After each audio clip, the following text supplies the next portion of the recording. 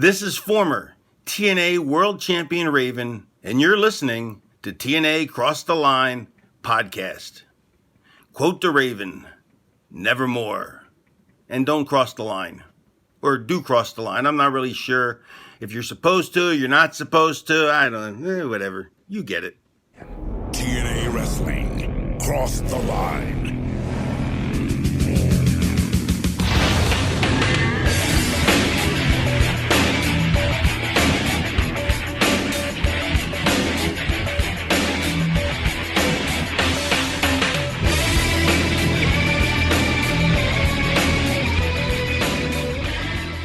And we're back with episode 47 of the TNA Cross the Line podcast. I am Bob Colling Jr. With me, as always, is Dallas Gridley. In Dallas, we are 3 weeks away from the first anniversary show. We're about to cover the May 28th, 2003 weekly pay-per-view. And to the best of my knowledge, is we technically have no idea what the hell we're supposed to be watching. But regardless of that, how amped are you for 3 weeks from now for the anniversary show? Well, I thought you were going to say how excited I am for this show, and I was going to say I've never been more excited. Which isn't. Go ahead. No, well, I was going to say which isn't necessarily true, but I do get. I was going to be more excited for the anniversary show, so I'm kind of glad you asked that. And in that case, I'm really fucking excited. We're getting closer and closer. Our 50th weekly pay-per-view, our main series episode, you can say. It's gonna end up being probably the biggest show since pay-per-view 43, which is just a few weeks ago. But I'm still excited. I think they're gonna really pull out all the stops on that show. Well, I should ask you how excited you are. This is what I'm gonna do. Starting next week, I'm gonna ask you how excited are you for us to get to 2005, because that's like the peak time for me watching TNA or Impact Wrestling. So. Well, to be honest with you, I am fucking wicked excited to get to 2005 because it's some of my favorite shit too. So if you're going to start asking that, that's already the answer, man. In fact, we should have just skipped this weekly bullshit, Bob. We should have went right to the Impact years, specifically 2005. Actually, we should have started at Turning Point 2004, their first, I guess, I don't know how to, I don't want to say first pay-per-view because obviously they do the weekly pay-per-views, but first big show pay-per-view. We should have just started there and went from that. Yeah, I think we goofed it on that, but that's all right. Well, that's okay. We're completists. That's the problem. If there was a situation where we could start from the very beginning and watch everything, we were going to do that. Well, and that's part of the fun with TNA is, as we've talked about many times on this podcast, is it's a brand new company. We can still say it's brand new, even in 2003, really. And to get that background of where they came from before they hit, or arguably, their peak, I mean, it's exciting. And especially because a lot of these guys stick around. So to see what they did before they start getting bigger and more well-known on TV and stuff is pretty cool. Yeah, they do have their core group of guys, but it is kind of surprising that there's not that many guys that stick through from the Asylum years. There's a handful, but yeah. Yeah, no, but you'd think there'd be a lot more. But I think that this era is just so much of, we'll use you for 3 weeks and then never see you again, or we'll use you for 3 weeks and we won't see you again for 15 months. Yeah, now there is definitely some people that, and I don't know, I guess. I don't know when they start dropping off, for example. But there's certain people that I am surprised either I didn't know about before or that kind of just don't end up showing up. But then there's guys that we've discussed it before, like David Young, who sticks around for years or whatever. And I didn't know. I don't know who that dude is. Now I do. He is definitely our fast forward button guy, right? If we could fast forward through stuff that he's in, that's the guy. I hate to say it, but yeah, man. And I don't know if it was always like that. I'd say it started a little like that. And then he got better, and it was like, oh, okay, he's not bad. He's not bad to watch. And now it's like, since he joined Sex, and actually even a little before that, it hasn't been great. Yeah, I think that's what kind of killed him. He did have a couple of good showings, and I think he would have been, he would have heavily benefited if he had just teamed with Tony Mamaluke, like they teased very briefly there. I think so too. I think that would have been definitely more beneficial for him. And unfortunately, Tony Mamaluke hasn't shown up again, and I honestly don't know if he comes back or not. So it's kind of a lose-lose in that situation, really. Oh man, without looking it up, I am not sure if he does. I don't know. And usually I try to check, but he might be a guy that shows up on Explosion again. Well, does he show up at Hardcore Justice 2010?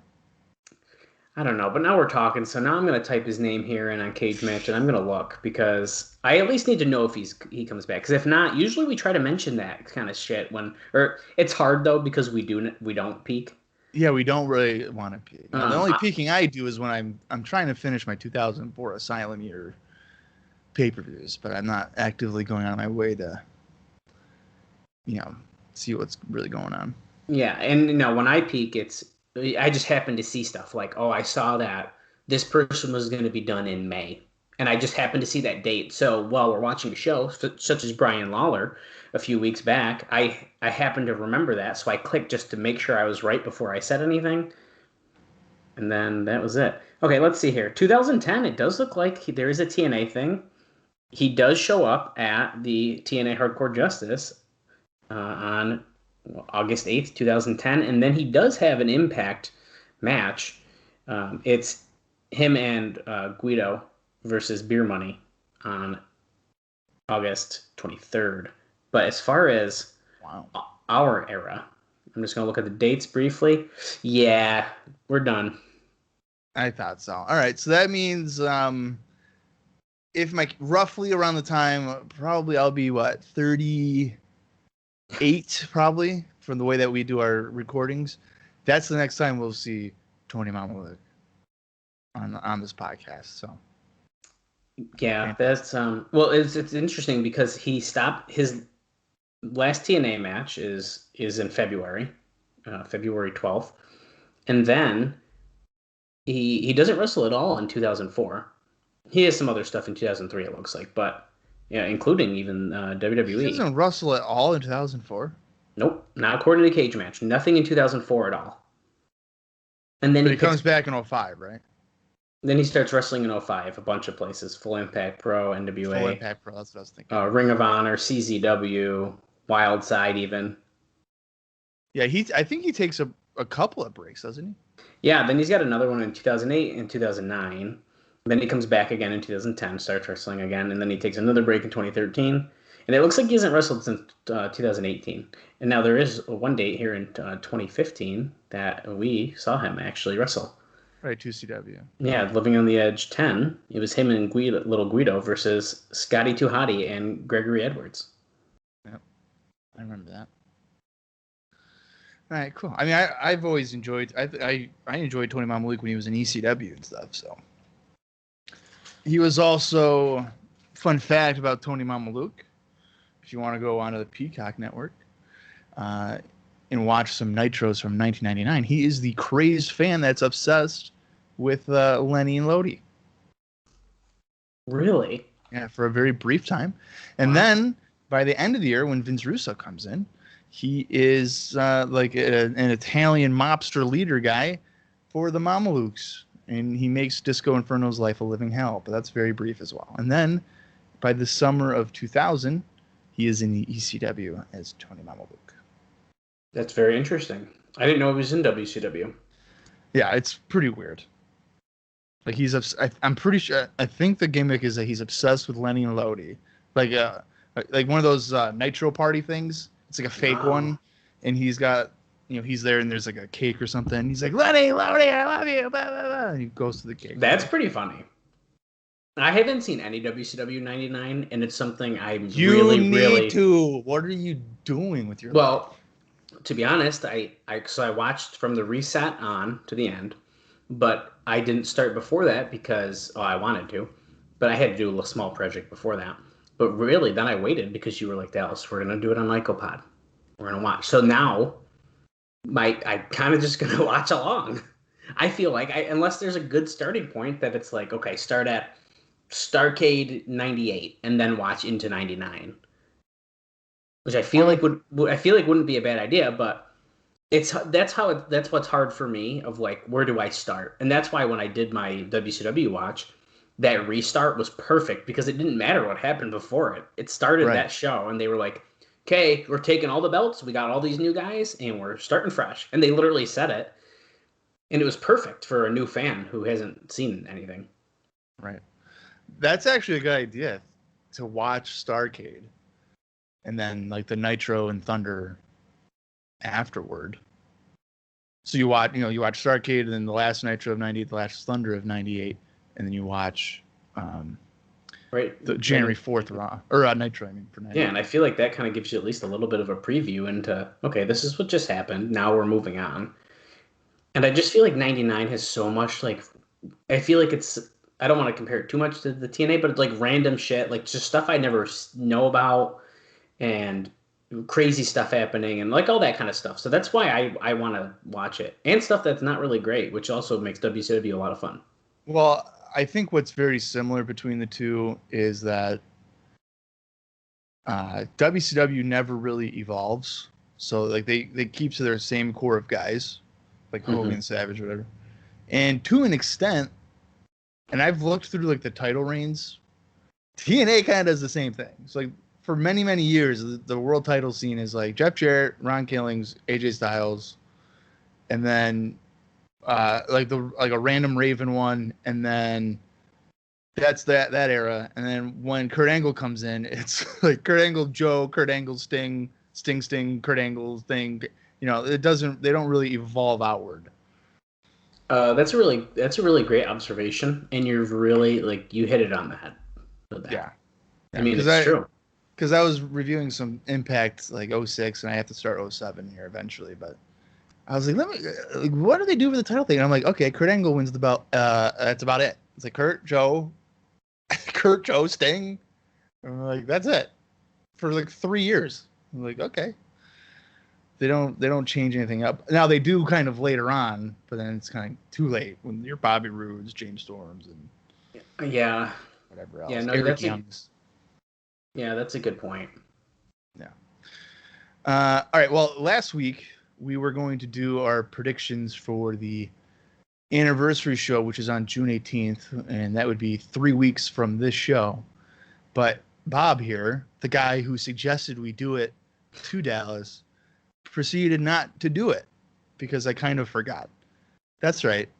I came up with the idea and I forgot to do it. But this time around I did it. Dallas even texted me saying, hey, don't forget your card. And I was like, listen here, buddy, I already got my 7 matches. Don't you worry about it. I was ready for this dude to be like, oh, shoot. And that's why I texted you so early instead of like right before the show. Be like, Bob, did you forget? No. I was like, nah, I got to be prepared. Now, I honestly did not get to, I didn't change it from what I had last week, which is probably good because I didn't want last week's show to switch everything. And I feel like if I waited until this week, it would have, because we started the Hard 10 tournament and the Anarchy Alliance tournament, which really just fucks everything up before a big show, if you ask me. But I still think my card makes sense. Yeah, so I completely ignored the Hard 10 and Anarchy Alliance thing because it's like what we would have done. It doesn't have to be with the context of what's going on the show. So well, mine's a little bit of both. So okay, mine's not. Mine is completely different. Well, cool. I like that. This is similar how we did our 2002 recap. You took a lot of things different than I did, but that's awesome. Right. That's going to create that conversation between the both of us. Yeah. So who do you want to go first to reveal their? We'll just do the whole card. We're not going to do 1-in-1. That way, it's not confusing. I can go first. Okay. Now, when we're done, if you guys listening have the good old Twitter machine, use the hashtag of who's the better booker. So it'll be like hashtag Dallas the Booker or hashtag Bob the Booker. Okay, I like that. And then add us at TNA Cross the Line. Yeah, it's at Cross the Line TNA. Whatever. All right, Dallas knows that. So at Cross the Line TNA. He was close enough. If you type it in, we're gonna pop up. Yeah, and that's part of the fun. Hopefully, soon. You should be already following us anyway. You should be following us, absolutely. Now, hopefully, you're gonna hear our name on the My World Jeff Jarrett podcast soon, because I made sure that we asked 2 questions from our Twitter, and Bob asked from his own, even though he said we should ask it from our Twitter. But I don't have it linked up to my fucking thing. Oh my god, I'm not even commenting on that right now.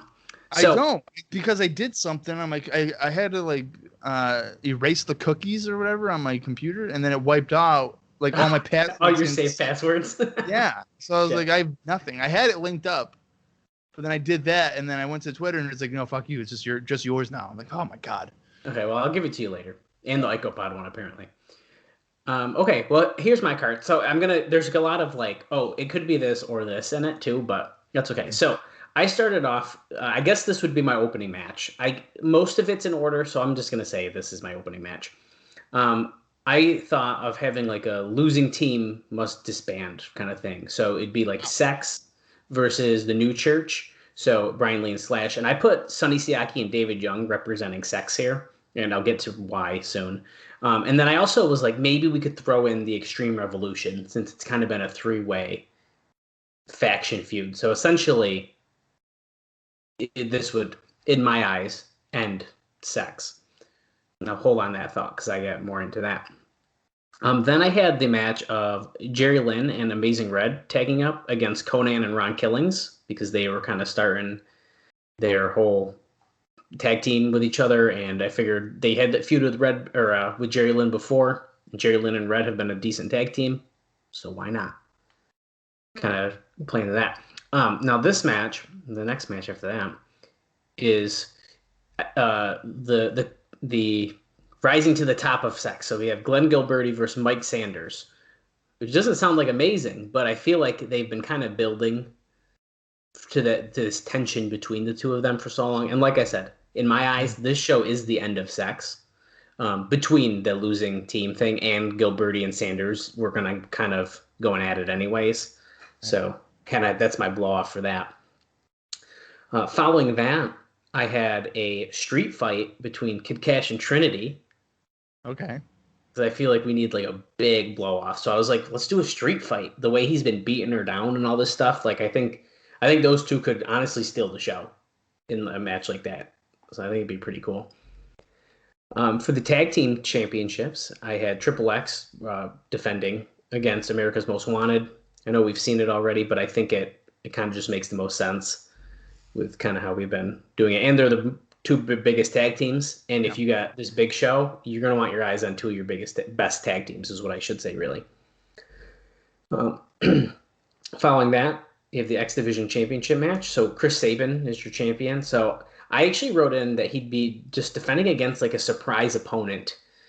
And so I was thinking about this, and I was trying not to let notes sway what I was thinking, but also trying to be realistic. So especially after hearing last week of the thought that it was going to happen, I thought Waltman could have been a good surprise here. Wow.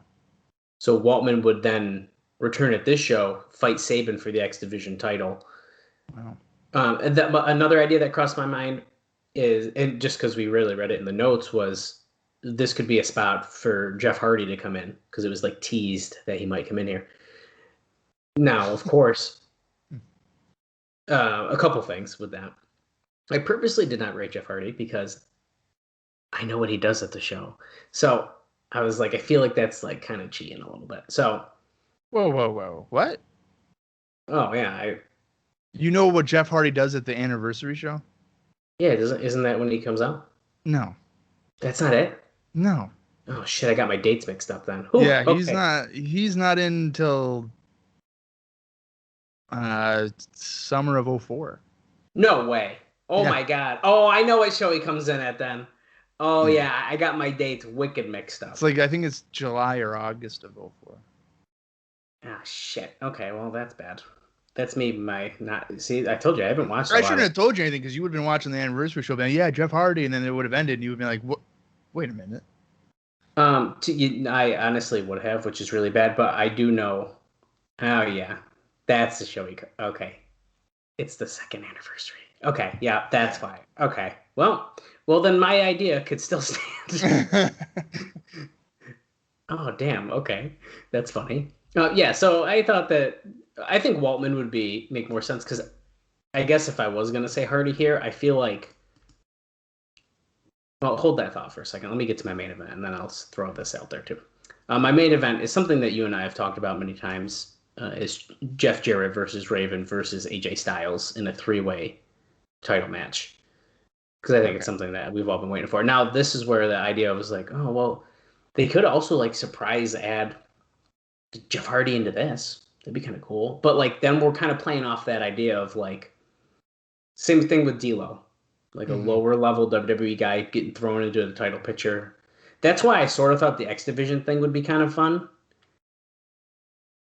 I would put him. If I was doing that, I would have put him in the X Division. Which I think would have worked against Saban. Why not? Yeah. All right, so that's your whole card then? That's my whole card. All right, I'll go through mine. We have a couple of similar ones. So I have 7 matches. First match would be Saban against Amazing Red for the X title. I don't know if they've gone one-on-one yet. I can't remember. I know that there was a 3-way with Jerry Lynn. No, they didn't go one-on-one, I don't think. Okay, so that's why I did that. My second match is in order to win the match, you must leap off the balcony through a table to win it. So you got to put your opponent through the table. So you have to jump off, because that's the thing that we see almost pretty much every week. And that's I'm not wrong. You're not wrong. So that would be between Slash or Brian Lee, or even Mike Awesome. So anybody in the New Church, essentially, against New Jack against the Sandman. So that's like your crazy wild brawl that you would be expected to see. My third match is similar to Dallas. It's Triple X against AMW for the tag titles, pretty much for the same reason that you have. They're only like 2 tag teams that are kind of worth a damn at this point. So that's why I went with them. Another similar match that I have with you is Kash against Trinity, but I have it as the number 1 contender. Now, I have that as the number 1 contender for the X title because that's kind of the basis of the story. Yeah, Trinity wants to be champion. Kash is like, no, fuck you. You're a woman. You're below me, and all these other things. So that's kind of why I went with that. And I would have Trinity win, for the record, because I think that her kind of advancing in the X division would be fun to see. My 5th match would be Perry Saturn and Justin Credible against Mike Sanders and Sonny Siaki. Kind of just a continuation again. I could have put David Young in there, but it's the anniversary show, and I don't feel like being completely bored. So I had Sanders in there instead of Young. Why do you think I kept the Harris brothers off? Well, there you go. I don't have them on either. So my 6th match is a number 1 contenders match for the heavyweight title, and it's a 4-way. Gilberty against Ron Killings against D'Lo against AJ Styles.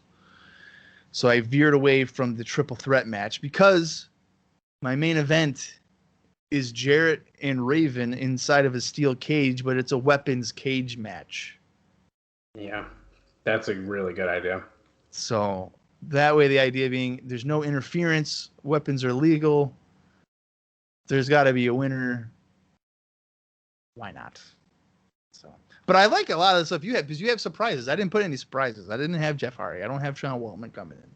Well, I just thought that would be a good little it's the anniversary show. Let's bring in you gotta do something new. So, and then now, we could have talked segments and all that too, even. But an opponent, I think, is a pretty big deal. Like Saban, let's say leading up when he win the title, leading up to the show, he's being super cocky, right? Like, clearing house. Like clearing house, I should, with quotes, but like beating people like he already beat, like Jason Cross and stuff like that. Right. And then so he's like, okay, it's like an open challenge. Out comes Sean Waltman, a former X Division champion. Oh, shit. And people didn't think he was going to come back, especially because of the Russo problems. Would you have Waltman win? Now, I see that going both ways.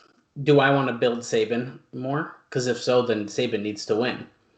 But would the fans pop more for Waltman winning? I think they probably would.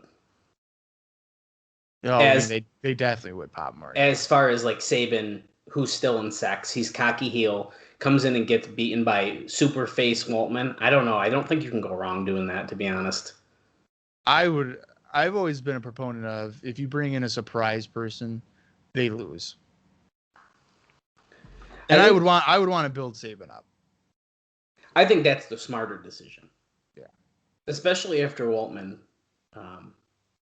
left the company before. You might as well start building your future instead of worrying about guys who have already been here and like left and stuff. Now, if it was someone like Jeff Hardy, I could see it maybe going the opposite way. Now, I agree with what you're saying. I think that's an interesting way to look at it, like having the surprise lose. But then someone like Jeff Hardy, who like everyone loves Jeff Hardy, I think that's a little tougher. And he's like I don't know. That might get a little tougher, I think. Yeah, I mean, you could do the dusty finish. That's true. Where Jeff were to win and then Gilberty or something were to come out. Or maybe Russo returns and it's like, listen, that was non-title. You didn't sign a contract.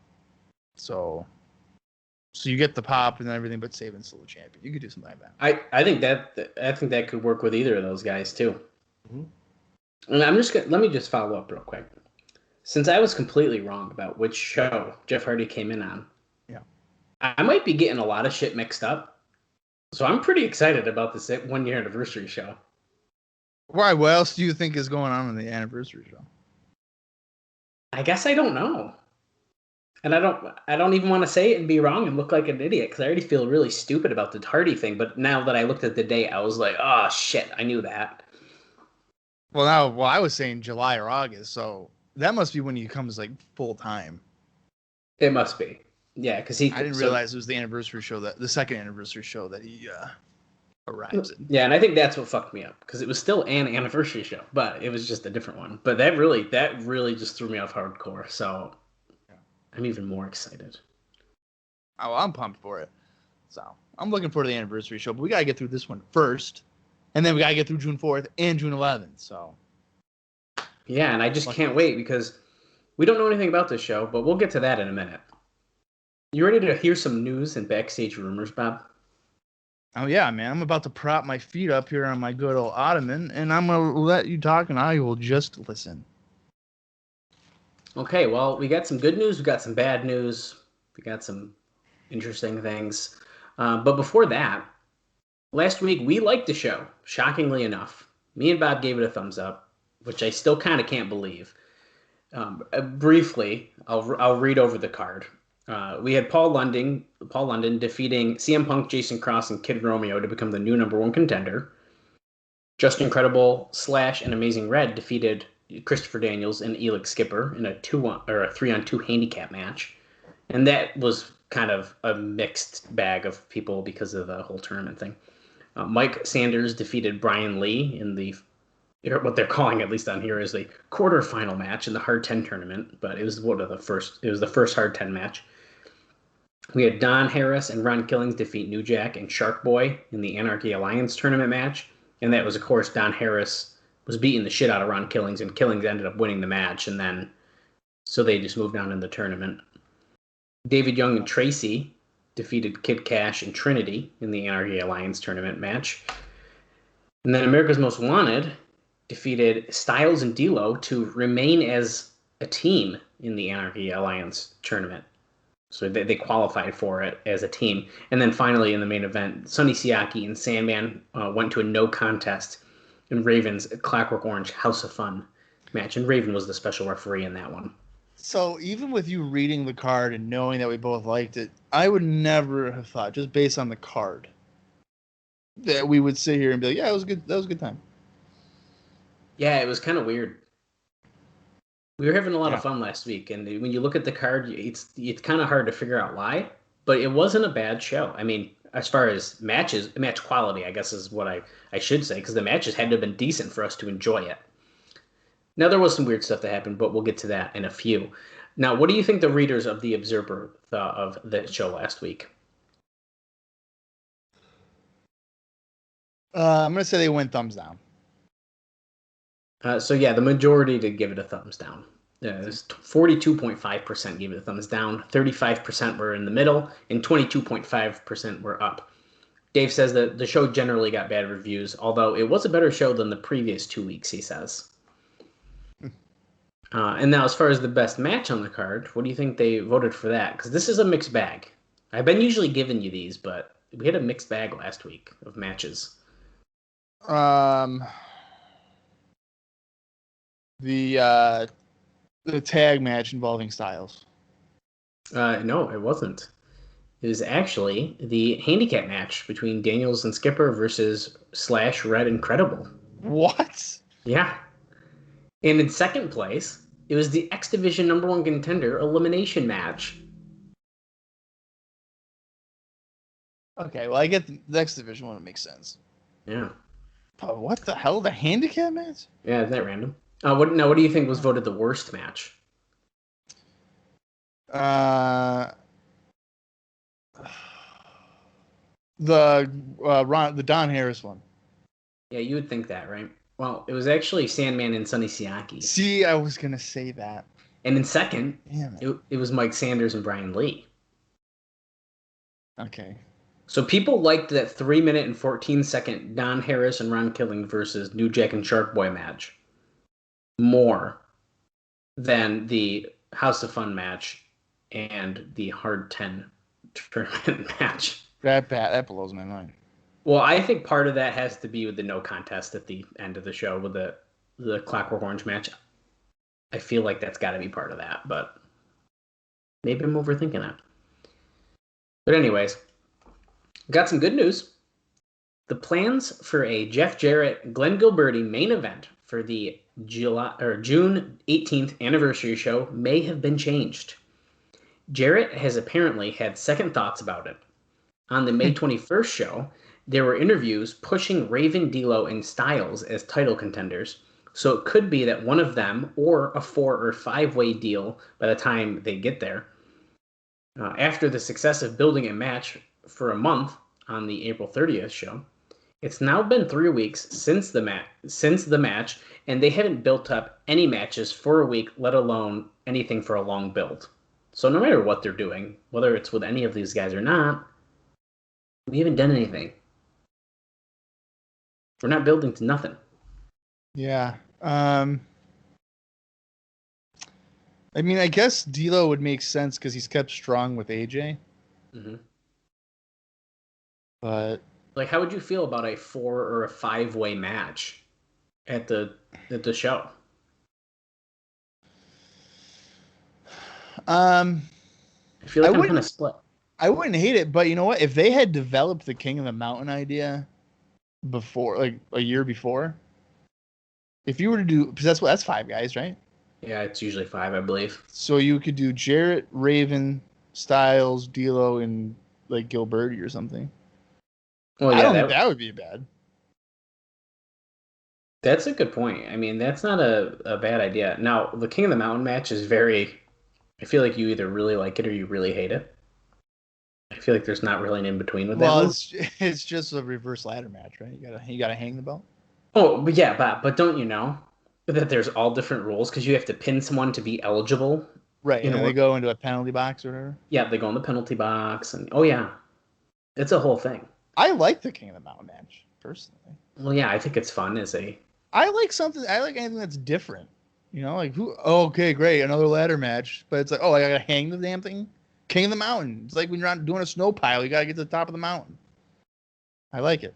Well, yeah. No, I do too. And as a diehard TNA fan, I always have liked it. Now, when they started making they had the King of the Mountain title, and that lasted 2 matches or something. You know. Well, yeah, that's then we started to get a little weird, but was that what they would have the belt and they would have King of the Mountain matches?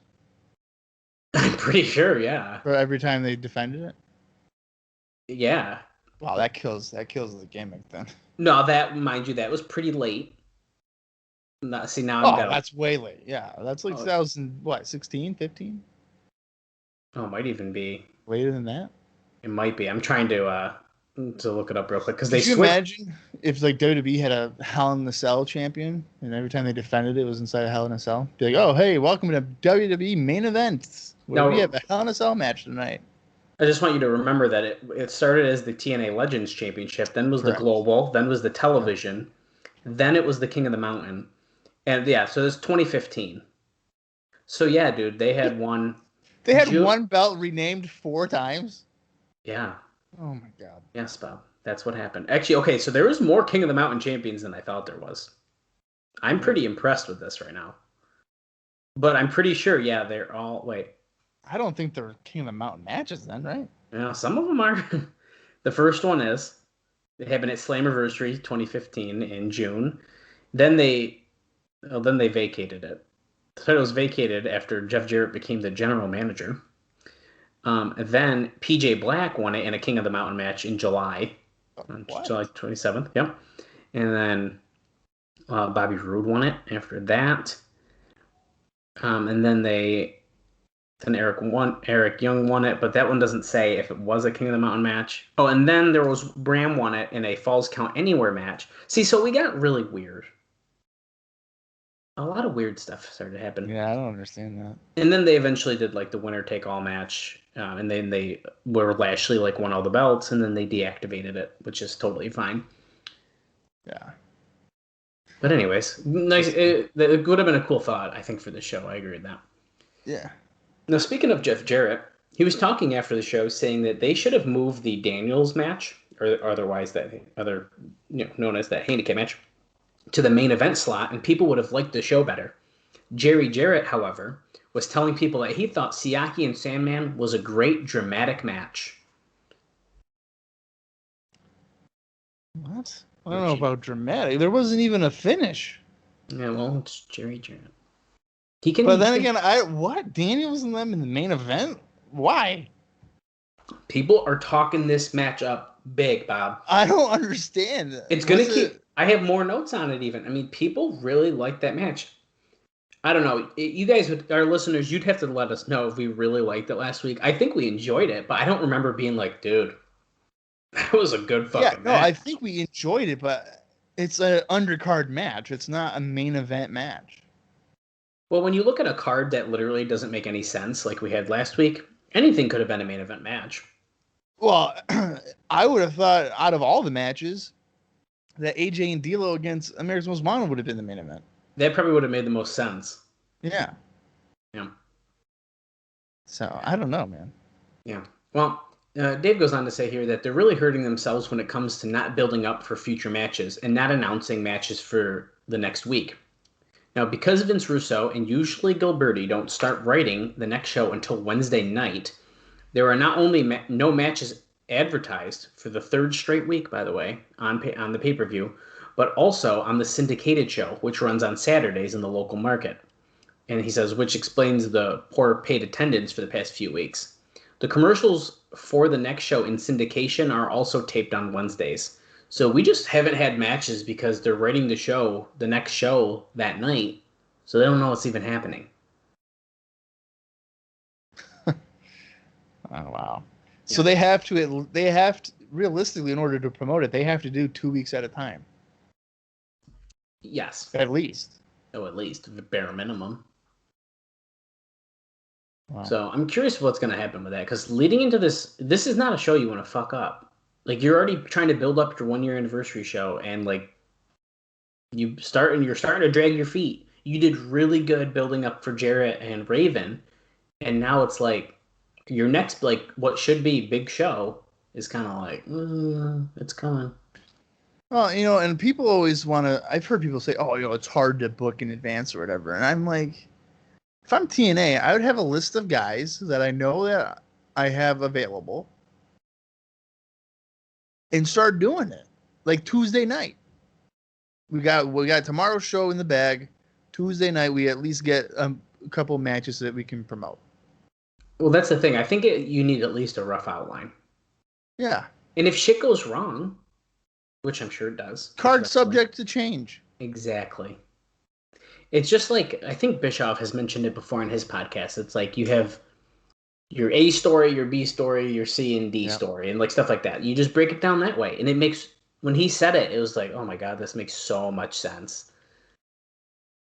But, we're not lucky enough to have someone like Eric Bischoff here. Not for a few more years. And then we know what happens then. Yeah, even then he makes it worse, but that's okay. But, we're not going to, that's fine. He was just there to control Hulk Hogan. That's what he says. Well, it's funny because right before they come in, TNA was starting to get a little bit better. And then they come in, there's like, fuck you, here's Val Venus. And it's like, what? The hell? The Nasty Boys are here? Like, okay. Oh, my God. Yeah, that was quite the show, huh? Yeah. They really pull out all the stops, man. Yeah, here's your dream match: the Dudley Boys against Nasty Boys. Yeah, you're right. That is a dream match in like 1996, not in 2010. Like, what are we talking? Yeah, well, listen, I know it's very people don't like talking about it, but my feelings were hurt. I think it was on Genesis in 2010 when they came out and were like, "Hey, we're done in this playpen ring, and here's your four-sided ring." I was really hurt as a TNA fan. It really hurt my feelings. Yeah, well, I mean, Jarrett made a good point of why they did it was to get on the shelves for toys. It's something different. I would have done that. You're damn right. Now, if anyone does happen to have an unopened, I think it's like Toy Biz 6-sided ring, hit us up in the DMs because I'd be willing to pay a pretty price for you for that. When do they go? When do they go 6 sides? I don't know. Not soon It's enough. gotta be before they go to when Impact starts, right? Oh yeah, it's for sure before then. Because I think on the shows that I'm watching, they're still 4-sided. So that's where I can't. I don't know off the top of my head. I don't know when exactly they go, but I know for sure when they hit for Impact, it is. I'm pretty sure it starts off as 6 sides. I think you're right. It's just a matter of I don't know when. I feel like they'd have to, unless they. I don't know. Maybe do they? Oh, wait, okay, here we go. In May 2004. Sorry, we're skipping ahead a little, guys. But May 2004, TNA introduced television program Impact, blah, blah, produced at Soundstage Orlando. The transition included the use of the 6-sided wrestling ring. So, yeah. All right. So that is when we switch to it. And holy shit, I can't wait. I love the 6-sided ring. I know wrestlers don't like it, and some fans think it's a little joke too. I think it makes them way different, and I think it looks awesome. Well, they took it from AAA. Oh, yeah. And he's admitted that. He's like, it's not anything new. We took it from AAA. So. Which I think makes it even funnier that people like make jokes about and stuff. Shit on it, yeah. But whatever, that's how it is. Hey, we got some fun things here. Well, I don't know how fun it is, but this week's no-show in the main angle, it was Sean Waltman. Whoa. Which we kind of sort of knew because last week there was I almost didn't say it, but then we kind of said it. But Sean Waltman was supposed to come back last week. Well, he didn't. He no-showed. So Dave says, like with Sabu last week, who did end up making it to Nashville, by the way, the day after the show. What? He came the day after? Oh, you know what? Probably get his wife. Yes, because she was in the audience. His wife was there, but not him. Yeah. All right. So Waltman was supposed to be in the show's main angle. He basically was booked for the spot that they gave Red, where he would show up at the end of the show and kick Raven's ass all over the place. Yeah, see, this is starting to make a lot more sense, right? Okay. TNA officials were really mad at Waltman because he'd been calling them for weeks wanting to come back. Then he missed his flight, and they booked him for a later flight out of Los Angeles. Well, he missed that one too. About an hour before the show started, Jarrett, when he realized Waltman wasn't going to be there, said that this was the night that they're going to make Red a star. So Jarrett was also supposed to be involved in the finish of the show, but he took himself out of the position and canceled the original plans to announce a Jarrett vs. Raven match on May 28th. Russo had written that match. As of now, that Raven has a long-term contract commitment. He wanted to put the title on Raven because of the recent crowd reactions. Jarrett nixed the plan because he got other ideas where he thinks the belt should be going. The original plan is the original plan in the 5-man was designed to put Credible over, but with Jarrett deciding that it was Red's night. This is talking about the handicap match, by the way. Oh my God, Dallas! I thought you were saying that they were going to do a 5-man title match. Incredible was going to become the TNA champion. I was like, what the fuck? That's why I just corrected that. Okay. Made sure you understood. I was like, what the hell is going on? When I was reading through the notes, I thought that too. So you're not alone there. Oh my God. Okay. So the finish was changed so that Red pinned Skipper. Now Raven then DDT'd Red to set up for the ending of the show. Raven was leaving the building when Red jumped in, did the hurricane run off the platform. We know what happened. If you listened to last week's show, he beat him up. They ended up going back to the ring, tried to go through a table, didn't work. They did it again. He went through the table. It was pretty exciting for the end of the show. It was a good segment, I thought. Yeah, the fans were going nuts for Red, both during his match and later in the beating with Raven. Now, he does say here, this may have been the first time I've seen where either I hate the way he writes here. This may have been the first time I've seen where either TNA, WCW, or WWE had ever allowed a 140-pounder to kick the ass of a major star in a big way.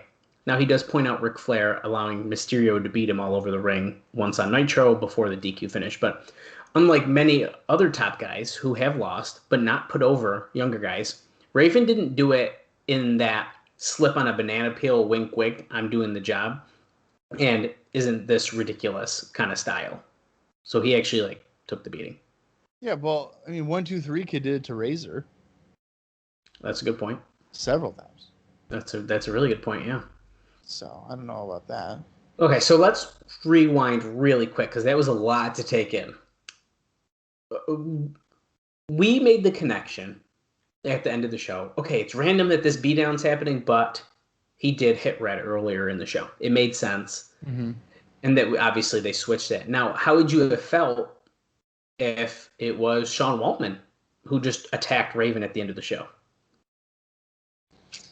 I don't think I would have been as excited. I like the idea of trying to push Red. I think there's limitations with Red because of his size. And Waltman is a name. But I think it all depends on how they follow up on it. Yeah, I agree with that. I think so too. And I think it could definitely work. The fans in the Asylum love Amazing Red. We've known that for months. I mean, can we rewind to what was it, the last show of 2002? I mean, it was insane, the crowd reactions. So, yeah. I mean, it's definitely there. But I think it's pretty interesting. So who knows is Sean Waltman might show up on the show we're about to watch. I don't know. Well, if he's missing his flights and stuff, if I'm TNA, why the hell would I book him? I agree with that. I'd be pretty pissed too. Yeah, I don't know if I'd waste my time. No, I wouldn't. Now, the number in the building was up last week, as we mentioned before we start the shows. It was up from last week's bad number, but it wasn't nearly full. So let's get that right. Now, we didn't get a number, he says, but we're told that the paid was down around the same levels as last week, which wasn't good. I don't remember the exact number off my head, but I think it was 100 people who paid maybe. It was not good. Yeah, that sounds about right. Yeah. Now, this is pretty interesting, and this gets into one of those weird things I mentioned earlier. So a lot of people were in a bad mood at the show because much of the crew drives in from Atlanta, and there was a big wreck, which made the 3-hour trip turn into a 6.5-hour trip. Many people arrived late to the show. Now, usually, the non-wrestling segments of the show are pre-taped, so make sure that they are TV ready. Now, on this show in particular, almost all of them were done live. Ironically, the one pre-tape on the show was a skit that served no purpose with Goldilocks in a cellular phone store complaining to the clerk, then blowing her cool, cutting a promo on him, and smashing the phone on the floor and putting the boots to it. Now, he goes on to say, with the exception of the necrophilia and HLA angles on Raw, because those drove viewers away from the product, this was just as painful of a nuisance that won't cost them fans. He does say that this was the worst segment on a TV show in a long time. Yeah, it made no sense. And what's funny is you mentioning the HLA thing. I actually reviewed that Raw episode today before we got on. The debut of the hot lesbian action. This is I'm pretty young at this time, so when they did hot lesbian action, as Austin says on Lycopod, you clicked at the volume down on the TV. You sure did. You had to be like, oh my, and then there's girls making out on Raw. It's what I didn't even realize is he has 3-minute warning, beat the girls up. Oh, I remember that very vividly. I was not expecting it. I thought it was just going to be some kissing and whatever, get the crowd, and then now he's like, it's been 3 minutes, and I'm like, oh my god. And sure enough, they fucking I don't know if those women were wrestlers. Dude, I need to go back and watch those because that's like I remember that stuff a lot from watching Yeah. as a kid. And like Eric Bischoff in 3 Minute Warning, it's like, did I just hear myself say Yeah. 3 minutes? It's like, oh shit. Oh God. Here comes Jamal and Rosie. Get ready for a shit show. Oh yeah, that was good shit. Yeah. Now we know that London won that 4-way match in 11 minutes and 39 seconds to become the #1 contender for Chris Sabin's X Division title, which Paul London versus Chris Sabin, sign me up for that. I cannot wait. But he does say the stars of the match were Kid Romeo and Jason Cross. He says Romeo, who he believes is a stripper or a male dancer for sure, as we mentioned last week. Bob was pretty positive in that. Right. In Florida, he hasn't wrestled in a long time, which Bob also mentioned. He's got natural charisma, and Dave says he's got no idea why nobody has used him. He did have a bad rep at one point in WCW, though, so that could potentially play part in that. He also does give props to Daniels because he put together that handicap match and says that he did a great job. He was able to keep the heel heat on his side even though they were outnumbered by constantly doing spots where the faces were injured. So he really puts over Daniels big there. Yeah, and that's a tough thing to do because you would think that they would be the faces being outnumbered. I would have to guess that Kid Romeo is not being used because he's probably making more money as a stripper than he would be as a TNA regular. Yeah, I was sort of thinking it's kind of his own choice, to be honest. Yeah, I mean, I don't know how much a male stripper would make on a Wednesday night. So, that could maybe... If he's in Florida, man, that's like Tourist Central. A Wednesday night, it's a Saturday every day down there. That's true. So That's a good point. I mean, who knows? He's probably doing pretty good. I wonder if he still does it. When we go visit Austin in Orlando, we could go meet Kid Romeo. He would... How old would he have to... He'd have to be like in his, what, late 40s probably? 50s? You're going to make me look this up, huh? Well, let's just say he was 25. No, he's usually it says right here. It doesn't say his age. What's 25 plus 19? I'm getting the real number. Hold on. All right. Oh, he's 46. That's not bad. I just thought maybe a male stripper would be younger. You want to keep him young? I mean, you would think so. I don't like. I'm 32. Wait a second. Oh no. Oh wait. You want to see my wrinkled balls? Probably not. I'm also not in Kid Romeo shape at all. Well, you know, we all can't be. It doesn't look like he just retired from wrestling. He's just kind of done. Of course, Wikipedia wouldn't tell me if he's still a stripper or not. What the heck? Whatever. Kid Romeo. Whatever, man. I don't know. think he's been an underrated guy watching this stuff. I'm telling you. A couple of times we've seen him, I'm like, what the hell's going on? I've been pretty impressed too, to be honest with you. Well, moving on here. We know last week, unfortunately, they started 2 tournaments, neither of which had any brackets. One was called the Hard 10, which is a tournament where fans are given weapons before the match. The wrestlers have to get the weapons from the fans who are handed them before the match and get 1 point for every weapon shot, 5 points for putting the foe through a table. Sanders beat Lee 5-10, where Lee took a bump through a table to lose. And Dave mentions you also, of course, have to win by 2 points, so there is potential for the matches to go into overtime. And he says just what wrestling needs is another cartoon hardcore division. Which I hate to say it. Wait, you have to use the weapons that the fans have? I don't know if you have to, but he's just pointing out that the wrestlers generally took them from the fans. Oh, okay.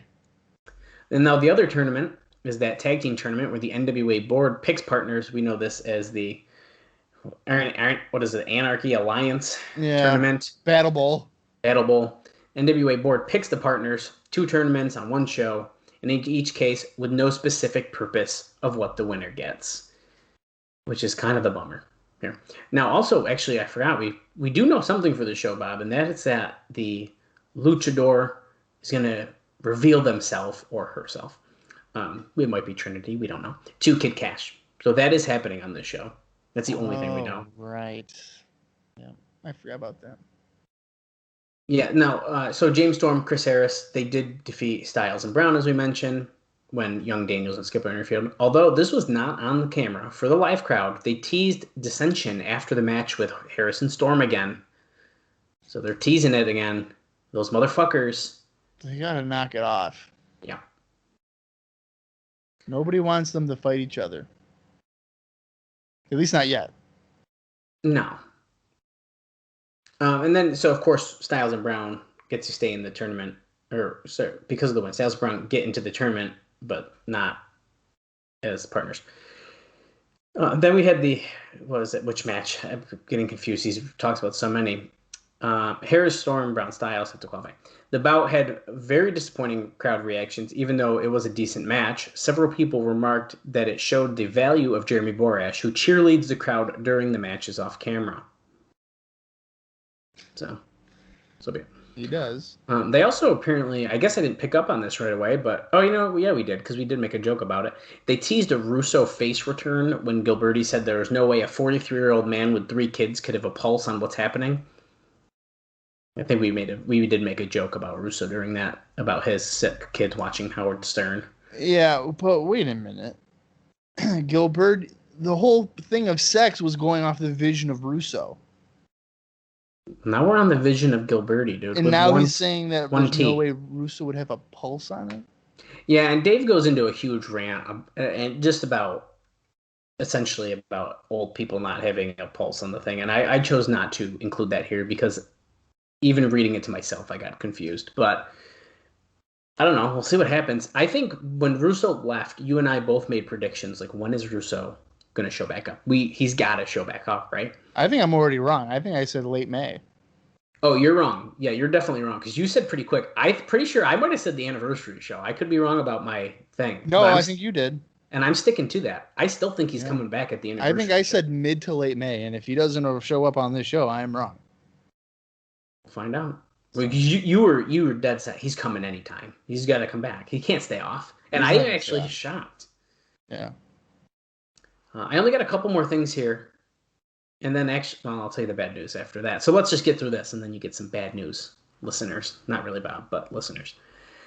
The reason they are using Eric Watts deals where he teases that Eric Bischoff is coming in is because they are working on a deal to bring in Bill Watts as the NWA representative.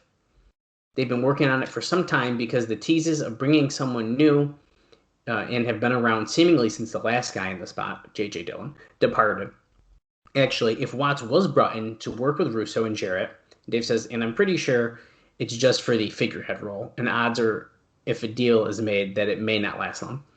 I'm writing the shows, so if he's brought in to work with Jarrett and Russo on writing the shows, you could probably get a lot of people to pay $10 a week if they just aired the booking meetings. Well, why would he be saying my buddy Eric's coming when his dad's name is Bill? Bro, it's TNA. That's all I got to tell you about that. I don't understand that. I don't either. Norman Smiley did an interview recently here talking about his gimmick with the group that was dropped after 1 week. I'm going to need you to hold on tight for this one, Bob. What the hell was his gimmick? I'm going to read it to you right now. And I'm just going to say I'm going to read exactly what Dave Meltzer wrote here. I don't feel like it ages too well, but I'm going to read it. Oh, boy. Okay. All right, so remember they had the fat wife do a running gimmick. Yeah, so yeah. Okay, so he wrote that. I'm not asking you. This is what's written. Right. I would have called her. Do you remember when the woman ran in? Not the fat wife doing a running gimmick. The idea was from the movie Me, Myself, and Irene, where he'd have a Chinese kid, a white kid, and a Spanish kid, but believed they were really all his kids. Ha, ha, ha. Well, after 1 week, they decided it wasn't funny either, and Smiley wasn't asked back. You're joking. I wish I was, man. His gimmick was he was going to have a white kid, a Chinese kid, and a black kid? Wait. No, Asian. Or Spanish. Sorry. Spanish? White? An Asian, essentially, yeah. And he was going to think they're all his kids. Yeah. Oh, my God. But they dropped it. Well, you know what? That would have fit in with all the other things they were doing at that time. Well, to be fair, if you go back escort. yeah. guns and everything. So. All right, and my last piece of news, and you know what? I'm only even sometimes I try to not say this stuff, but I don't know if it's actually going to happen. So I'm going to tell you guys, and this is a pretty exciting note to end on, is that there is a lot of interest in bringing in Shane Douglas as an NWA title contender and the mouthpiece of the Extreme Group. Ugh. Well, that part I don't like as much, but now they wanted him to start on the May 28th show, which we are about to watch. And if he didn't, it's because of an arm injury that he's got. What a surprise. The guy has had an arm injury ever since 1997. What the hell? So that I'm only telling you because it says if he didn't, so we're still being teased. I personally don't know if he shows up, so we'll find out. But that's all the news I got from the Observer. Now I'll give you the bad news real quick. I told Bob off air. Unfortunately, we will be not doing the Wayback Machine segment this week because, well, I kept getting an internal error on the website, and I couldn't look at it. And honestly, the most exciting stuff we get from that is usually what's happening on the show, and we get some fun little tidbits. But honestly, we just know that tournament's going to be continuing, really. Yeah. So we kind of already know what's happening. But that's all I have, Bob.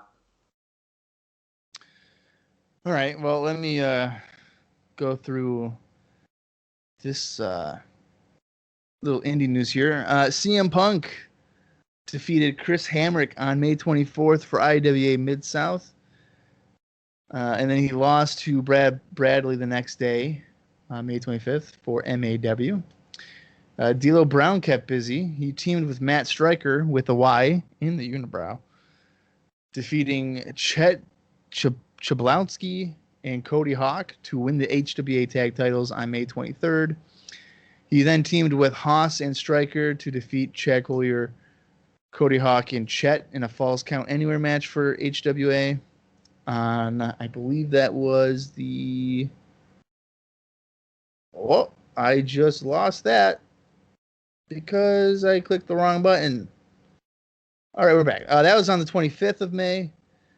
He teamed with Stryker, losing the tag titles back to Hawk and Chet on May 26th for HWA.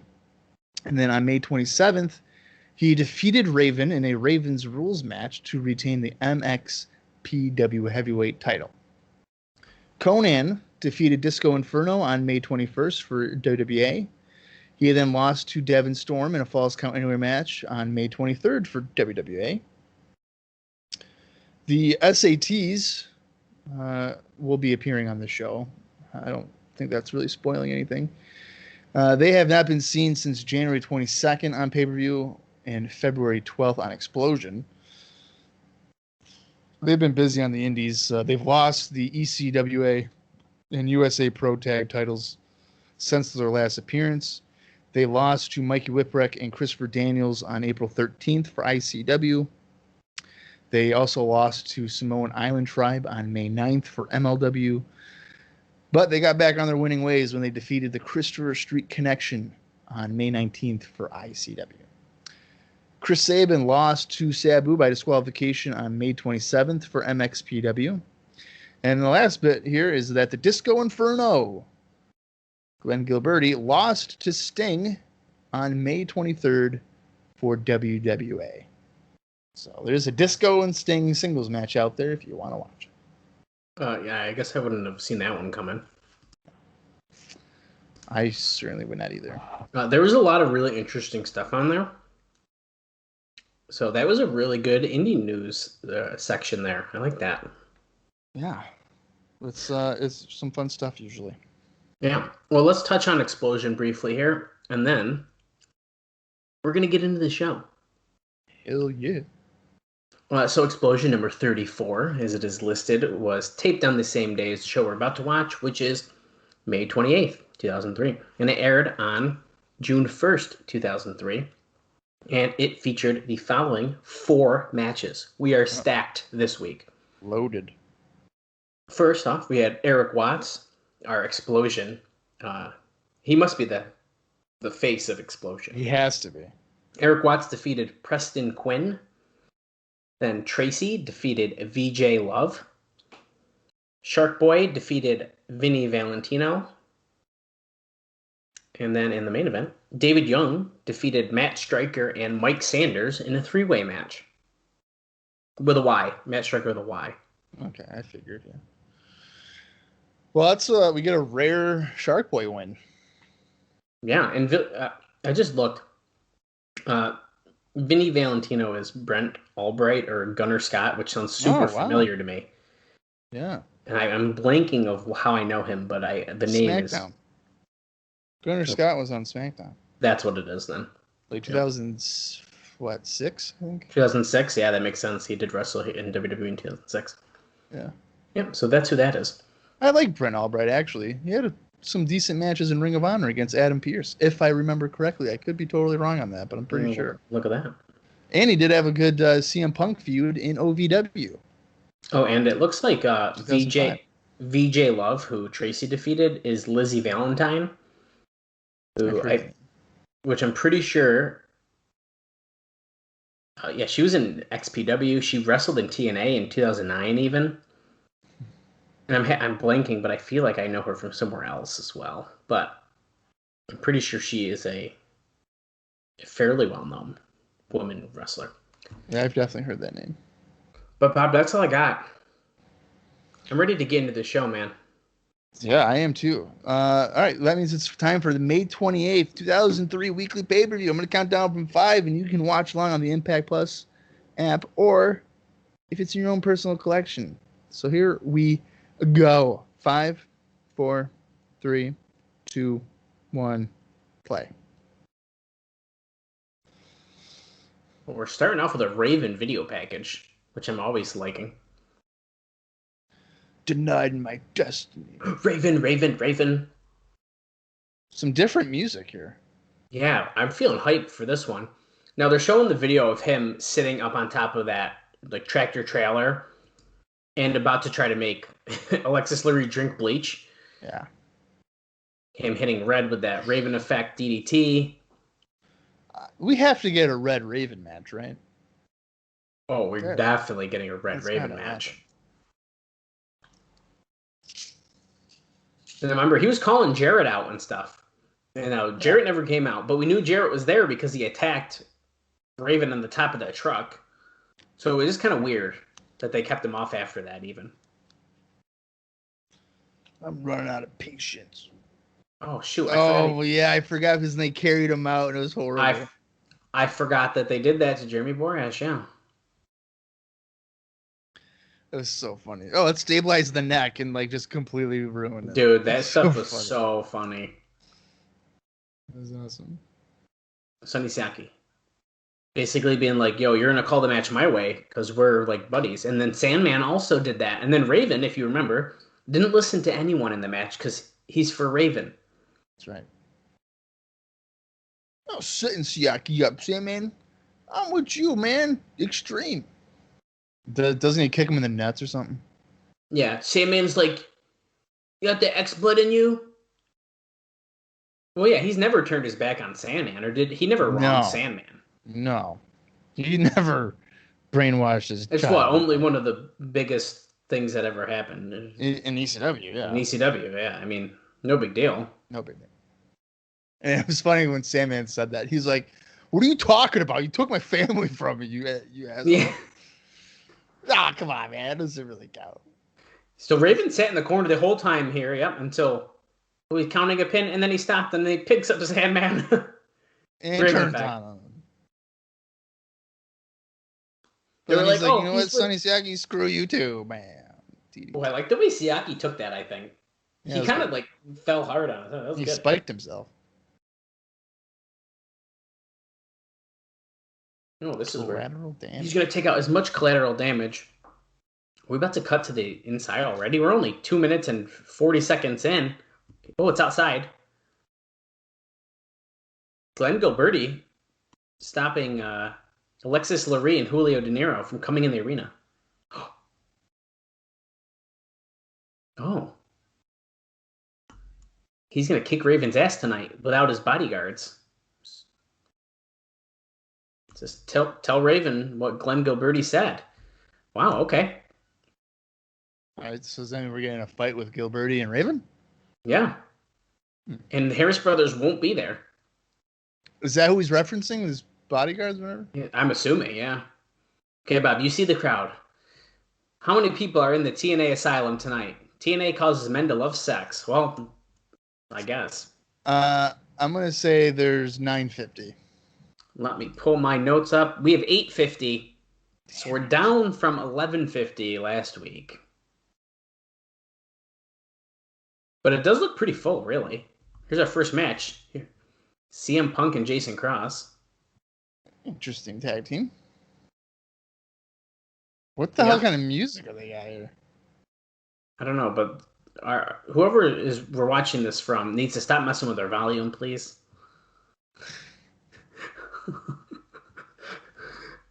I mean, on the Impact Plus app. Yeah. Here comes AJ Styles. What? We haven't seen Styles in like an X Division capacity in a while. Is this going to be AJ and D'Lo against Punk and Cross? No way, right? I don't know. That seems weird to me to do that here. Yeah, it might be. Mike Tenay's kind of talking it up. Oh. It definitely is. It is. It is. Well, this is weird. This is a really weird match.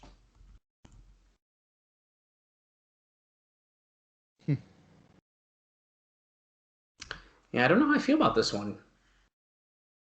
I don't know how I feel about it either.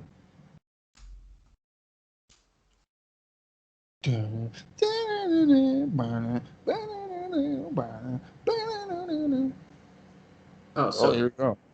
So Jarrett is... Yeah, look at this. Jason Cross is already about to... Holy shit.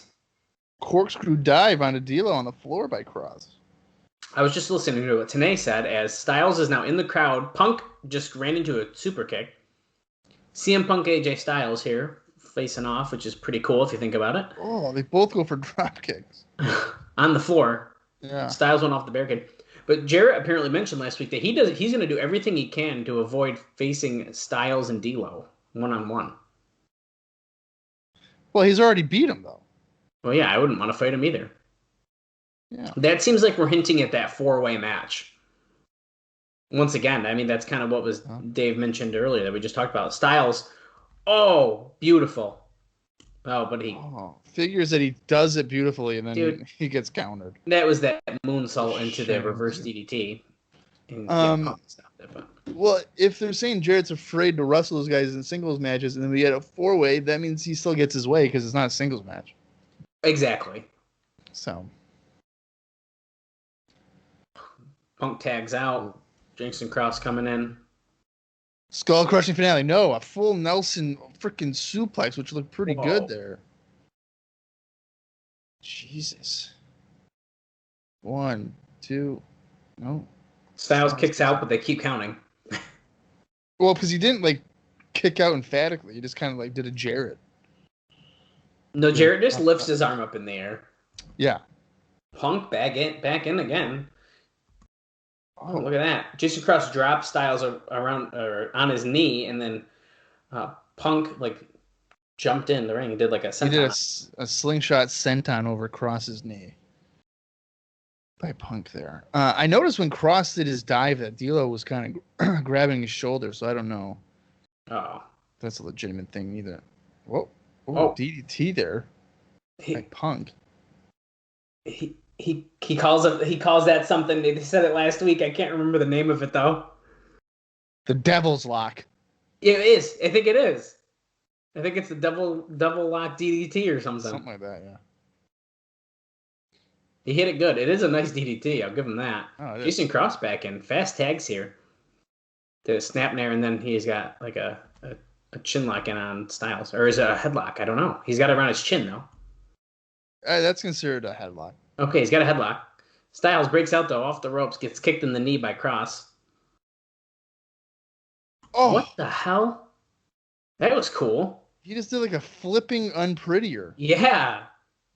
Jason Cross did. This is keeping my interest for what really would be an enhancement match. You would think, but Cross and Punk have dominated it so far. I'm pretty impressed. Oh, Styles with some slaps, knocking Cross silly against the ropes. He's fired up. He's like, stop hitting me. Styles giving him receipts here? I don't know. Yeah, Cross with a kick to the chest. Is Holy clothesline shit. turns him inside out. I feel like Cross just flipped twice in that clothesline. He might have. That was nuts. Maybe these guys got the notice that Jarrett was like, we got to improve on our in-ring stuff, because this has been pretty good. This is a good opening match here, and we're not even 10 minutes in, guys. I mean, this is good. Brown cleaning house with heel kicks and elbows. Oh god, what's gonna happen to Cross here? I'm nervous. Oh, Vertical suplex turned into a stunner on Cross, who kind of oversells it. no, I didn't like how he just sold that, but whatever. Oh, that assisted Sky High? Or is it the lowdown? I don't remember. Holy. Oh, powerbomb on Cross. He caught Cross after a springboard, by the way. I think that's considered the Sky High, right? And then this is the lowdown? This is the lowdown, yeah. So that was the Sky High. Look at this. Oh. Styles with a 450. Brown with the lowdown. We'll go in lowdown. It could be this guy. One of these days, we're going to learn his moves. Well, I knew it before, but we're calling this so fast, I'm like losing track. That was a good opener. That was good. I mean, yeah, that was good. Let's kick off the show, man. The shackles are off of me, Vince McMahon. I'm here. Look what I can do. And you know what was good about that, too, is that Punk and Cross looked really good. They did. This is an example of what we can do as a tag team. Yeah, we've already known. You guys have been tagging for like 5 weeks at this point. Yeah. That's not about tag team gold, though.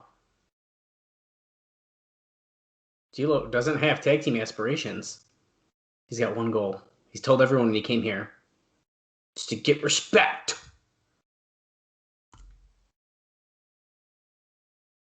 He wants to respect the boys or the fans. That's nothing really too much to ask for. I know, really. The only way to do it is to win the world title, he says. We've both been getting dicked around. They've been yanking our chains, AJ.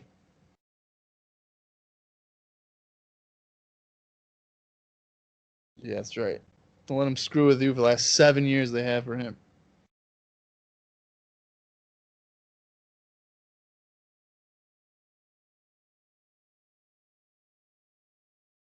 Oh, whoa! Don't put down Punk and Cross as being jobbers, D'Lo. We're in some preliminary match. That's fucked up.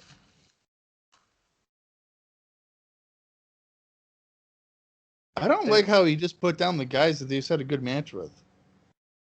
Well, they're jobbers, dude. That's what he said.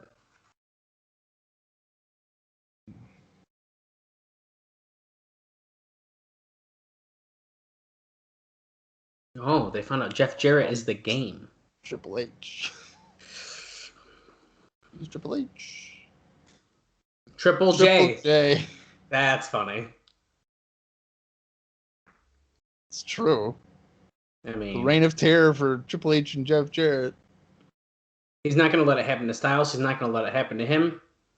Tonight, it's the straw that broke the camel's back. Because he had to wrestle two jobbers? Yeah, that was it. Wow. That they had a good match with. Shame on them. You're right. I feel you. Dog. We had a dream to become the heavyweight champions. This is weird. Glen Gilberti. Raven. Yes, those are the five guys I mentioned for the King of the Mountain match, by the way. These two guys and the three you just mentioned. Well, yeah, this could be it.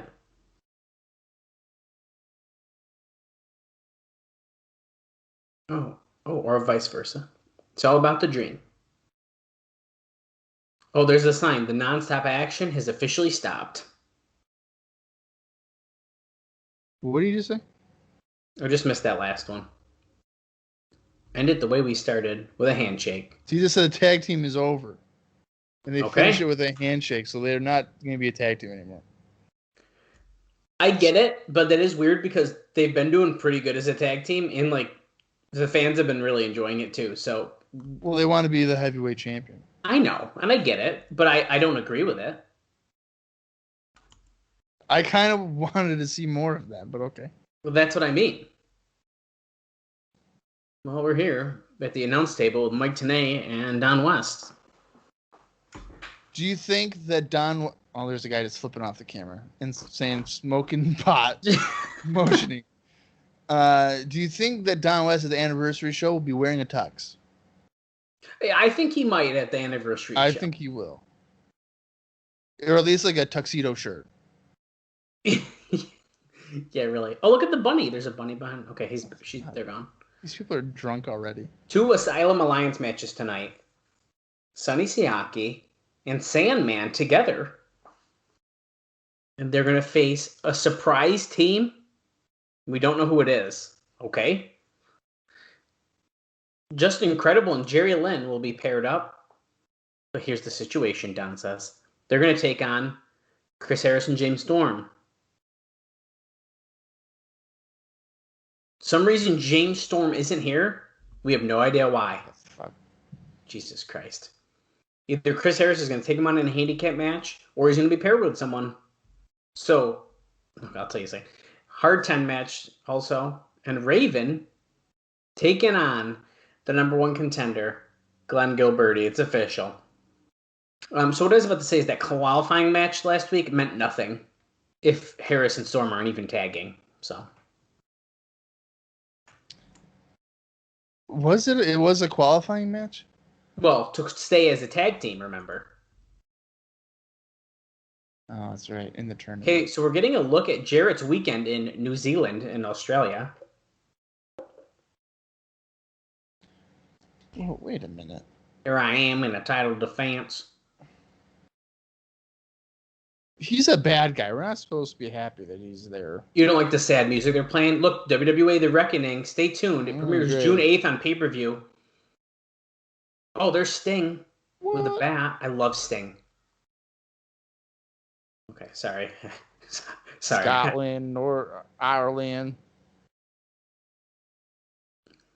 Now, remember, they had a unification match between the WWE title, which Sting held, and the NWA title, which Jarrett held.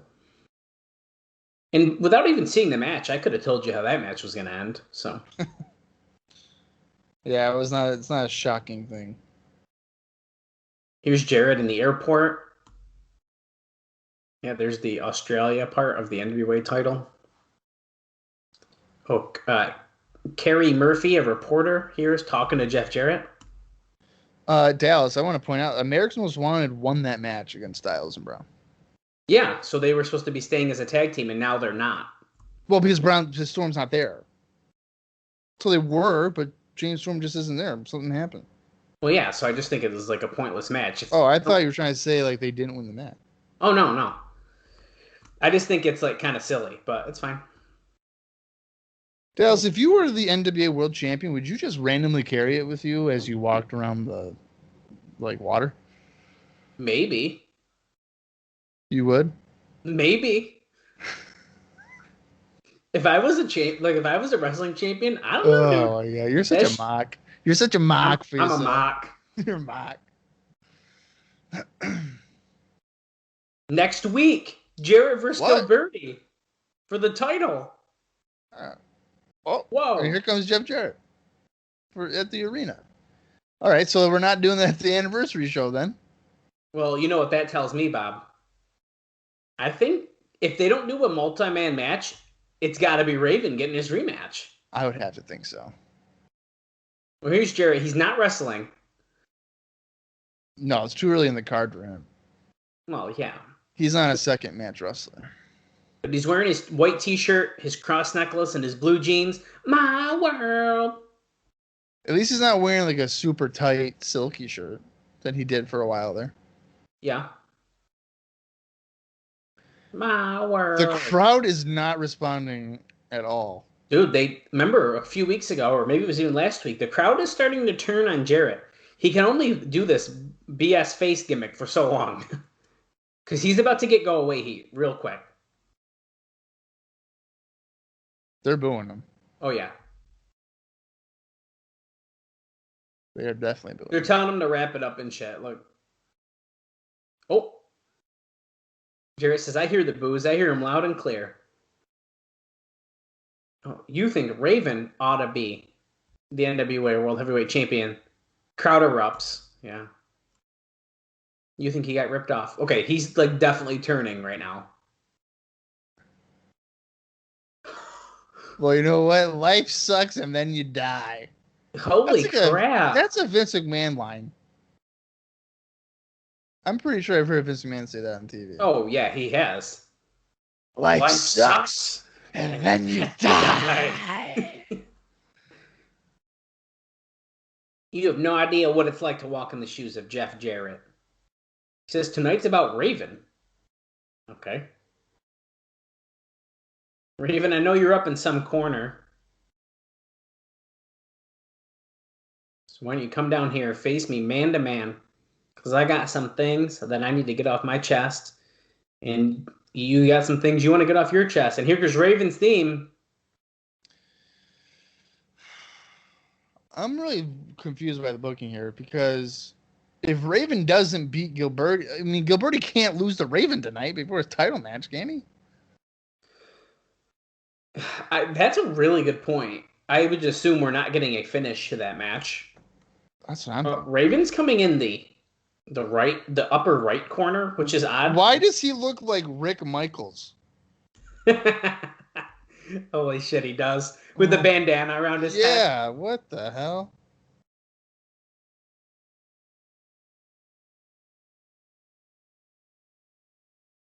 Jeez. Crowd's chanting Raven wicked loud. I can hear it over the music. It's definitely like 70-30 positive for Raven. Yeah, this is interesting. Now, so Jarrett says he's going to let Raven get it off his chest first. Floor's all his. He's like, okay, I don't have a microphone. Okay, he's got one. He's got it now, yeah. What could be his issues? His grievances. Some people are chanting Raven sucks. Yeah. Jarrett, you're whining, egotistical, backstabbing Pussy. But that's what he said. Okay, I thought so.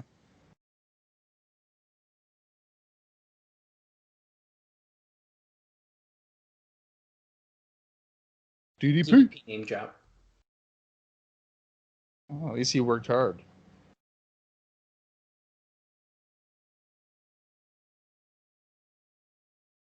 A perfect killing machine. Jarrett's just laughing in the corner. He doesn't care. The only thing keeping him from achieving his destiny is a man whose political connections are rivaling his own.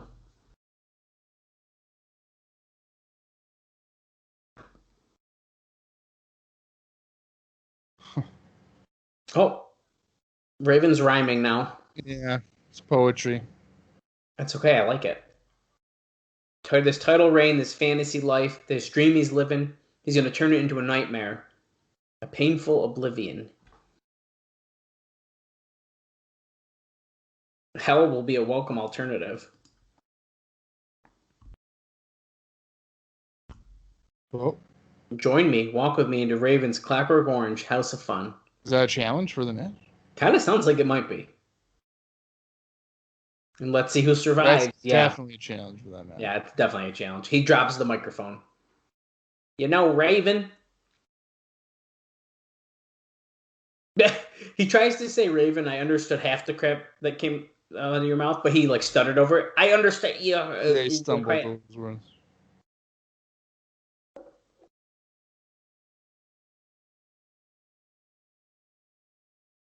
Oh.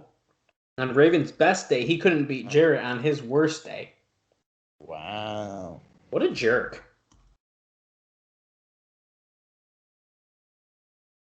I've given my entire life to this business, Raven.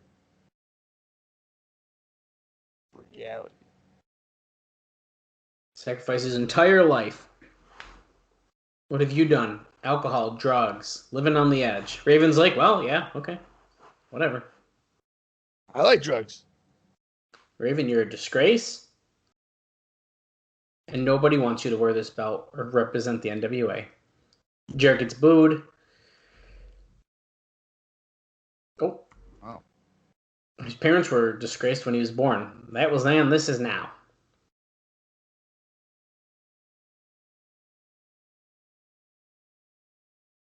Wow. Oh, if these people want us to go one-on-one again. It ain't my call, but it's fine with him, he says. Oh, starting tonight, he's going to protect his ass. What?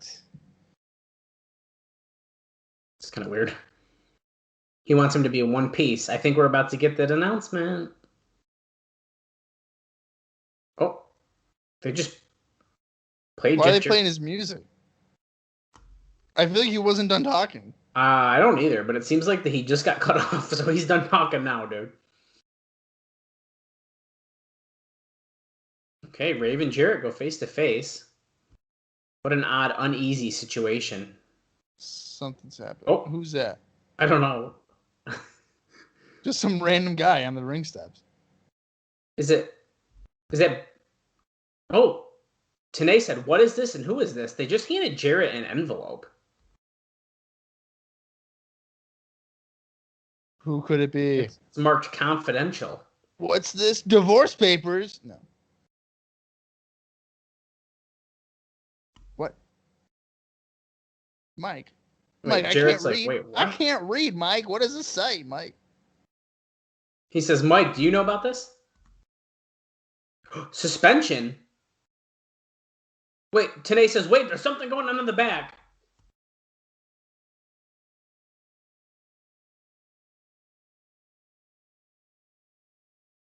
Oh, Glen Gilberti just said he just got Raven suspended live on TV by officials. I thought he was... Sonny's just repeating everything that Gilberty says.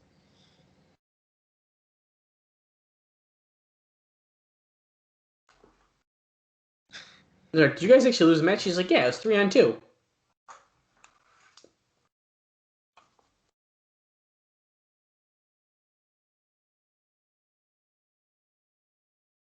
Yeah, dude. You let a drug addict get over on you, Sonny? That's right. Ace in the hole. Oh, you think you can be the leader of Sports Entertainment Extreme? Can you lead yourself first? Mike Sanders. Ah, woohoo. He advanced in the hard 10. Yeah, he's a giant killer. That's right. Yeah. Oh, dude, yeah. You know, he doesn't give a purple gorilla's ass about David Young's match. Oh, he just told the Harris brothers to get Chris Harris. I personally don't like the sex locker room things because Gilberty just talks to every single person in the room every time they cut to the locker room. Huzzah. Hey, yeah, from Philadelphia, it's the Sandman, who looks like he's stumbling already, so we know this is going to be good. He's definitely drunk. Oh, yeah. Drink your beer, Sandman. There you go. Chug it. Then make yourself bleed. He's spit beer on one guy in the corner. That guy right there. TNA should have a, Sandman against somebody in a first blood match, and he hits himself with a beer can, gets in the ring, bell sounds. The referee looks at Sandman and be like, you're bleeding, and then ring the bell and say it's over. That's a good idea. Sandman's wearing a Raven shirt after Raven just screwed him last week. You think he might change that up a little, but... I don't think he changes his shirt between shows. I don't either. He was just checking out Goldilocks. Lollipop is what I meant to say. And I got a little nervous for a second because the last time he jumped in the cage and was kissing her. Yeah, that was awkward. Yeah, it was not good. She could still file a report on that today. Sandman's in the crowd, and The guy's giving him one a fan massage. is massaging his shoulders and then just got covered in beer. He's still in the crowd, but here comes Sonny Siaki. He's tag team It's partner. tag Sorry, team partner. I forgot they were teaming up tonight from the Isle of Samoa. Wait a second. Where is Desire? Every man's desire. Oh, I forgot he switched to the trunks. Sure, I sure did too. Hell yeah. I mean, I like it better than when he was wearing a thong with his pants on. So. Well, they were falling down. Who were they wrestling? Who's the surprise? I forgot it was a surprise. Oh, fuck. Oh, my fuck. Oh, it's BG James, guys. Welcome to the Baby Boys Playpen. Wait a second. This is positive. He's got no chin thing anymore. He's wearing a TNA shirt. That's right, because he used to be in... Oh, my God. What are they doing? Oh, X, dude. Like sex or DX or BG James? Already too much talking, not enough ass whipping. What the fuck? I don't like this. Who is he teaming with? Could it be? Could it be a badass? Oh my god. Okay, his partner's Konnan. Great. Okay. Yes, thank you, Mike Tenay. He was associated with Extreme. Oh man. Does BG turn on Konnan? What the fuck? They just both got down on their knees with their hands behind their head so the ref could pat him down, and he was like, nah, get up. Why is BG James acting as if he'd be a criminal? Well, maybe He's he not has some something kind in of his pocket. gangster or nothing. I don't understand. Oh, look at K-Dog getting warmed up, doing somersaults already. Oh. Okay, Sandman. Sandman was just stroking the cane in between his legs and then spitting beer out of his mouth. Yeah, great visual. Hey, Sonny Siaki and Konnan, who are probably going to be the only ones who wrestle decent in this match, are locking up here. I don't think you're giving BG James enough credit. Sorry. He's going to do his jabs, and the crowd's going to pop, and that's the most that he'll do. Well, yeah. Why is Sonny Siaki wearing a T-shirt? Did he get like a chest surgery like The Rock did in 1999? Oh, boy. Konnan just knocked Sonny Siaki's face into his crotch. And now Sandman is not taking a pin. He just got down off the apron a minute ago, and now he's just spitting beer. He's not even drinking. He's just spitting it. Yeah. Here you go, dude. Here we go. Oh, he kicked him. Why did he do all those wiggles just to kick him? Like, come on. Because he's a breakdancer. I guess, dude. I don't know. Well, if you're following along, we're at 31 minutes and 57 seconds. I really could have done without the return of BG James, I'll tell you that. Well, I guess since he's here and he's just going to do these wiggle punches, has he done anything since he was in TNA last? No. Okay. Not anything that was on Cage Match. Okay. Boom. Dropping the knee on Sonny Siaki. He's like, yeah, look at my big ass pants. I wonder if next week in the news thing, we'll find out why he returned. I'm just going to take a guess. Not that I think it'd be a better team at all, because I think that's kind of the point of this anyways, though. I'm wondering if they needed a favor or something, and Sean Waltman didn't come again, so they tried to call BG James. Swinging neckbreaker by Siaki. Well, I guess it's a surprise, right? But he's already been. Well, Sean Waltman's been there too. I don't know. That's what I mean. Sonny Siaki took the shirt off finally. Oh yeah, dude, he had surgery Just kidding. What the hell was that? He just did it like a somersault leg drop. Yeah. And missed, but I mean, he did it. Sandman's not impressed. Oh, he just tagged him in, though. That counts. Oh, he spit beer at Sonny Siaki, though. Tajiri has his mist, and Sandman's got his beer. And he hit him in the head. Sandman was tagged in. PG James just violated Sonny Siaki. Pump handle slam. 1, 2. Oh, that's bullshit. That was a tag. Yeah, that doesn't count. Sandman did absolutely nothing. That's easy payday. Okay, so Konnan and BG James here. Just one, apparently. So is Konnan a good guy now? Well, yeah, so that's weird, too. I think that's what they're going for here. Oh, boy. Goldie and New Jack earlier. Oh, my God. What's this, water? Primo, what? What the fuck? He's throwing water through a table off the balcony. That could have been Slash's head, he said. Tell you, leaping off the top of a balcony. Dude. Oh. Hard 10 match. Oh. Slash versus New Jack tonight. He can pick his ass up and watch body parts splatter like eggs. Ugh. Well, nothing counts but points. The only points that count are prison points. You little bastard. He's going to stick his hand in his ribs and rip something out. Oh. Sharp boy. Well, what's this? Shoots and ladders. He doesn't want to tag with him. He wants nothing to do with him. He just wants to play shoots and ladders, though. New Jack is about to fucking lose it.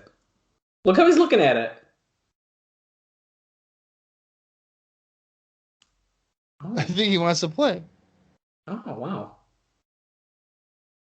Oh, he said, come on. Play shoots and ladders. Professional Wrestling's odd couple, Shark Boy and New Jack. That's an understatement. I gotta say, dude, New Jack, he's awesome. I really like New Jack. I mean, we can't really agree with some of the things he's done in his career. Well, no. No. 1 point, every blow with a strategically placed weapon. That's right. So now we're getting the recap of the Hard 10 rules. And we're showing every point that happened last week, so literally the whole match. All the different cookie sheets. And I hate the Hard 10. I'm not really a fan of this shit. Yeah, well, I never heard about it until this, and I wish I still didn't hear about it. Yeah, well, it's just the Dep Cup. Just, like smartened up a little bit. Yeah. It's just like silly. 5 points if you get your opponent through a table. Yeah, and then he goes through it and he loses. Stupid. He doesn't even... It should be the guy has to put you through it. You don't put yourself through it. It doesn't make any sense. The Hard 10. 1 point every blow with a They just went through this. And 5 points. Telling us again.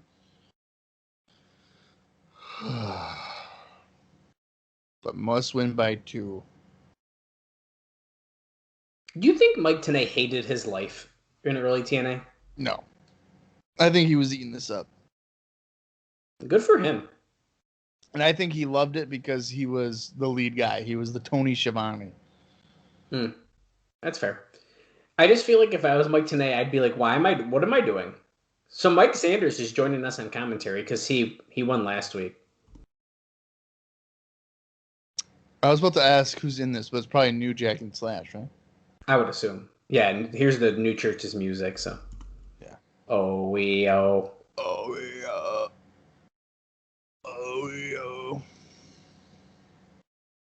I feel like we haven't seen Jim Mitchell in a while, have we? I don't think so. Oh. Interesting. Oh. Give me New Jack. Can't wait for just random weapon shots to the head. Oh, he's got a new song. Oh, shit, dude. Does he have like his knife or whatever? I don't see You it. know he does somewhere. Throwing the X up, baby. New Jack here in the TNA Asylum, who's way stayed longer than I expected, and I fucking love every minute of it. Have you ever watched his ECW stuff or no? I've seen bits and pieces, but not nearly as much as I should have. I doubt a lot of his stuff will be on the Peacock Network. Well, I'll tell you what. And here we go. We're about to start the match. We'll try to keep track here at our points. But when they did the dark side of the ring on New Jack, I saw promos that I never even knew like were a thing. Like a lot of his help me out here. Was it Smoky Mountain? Yes. That shit was real good. Slash dives to the outside.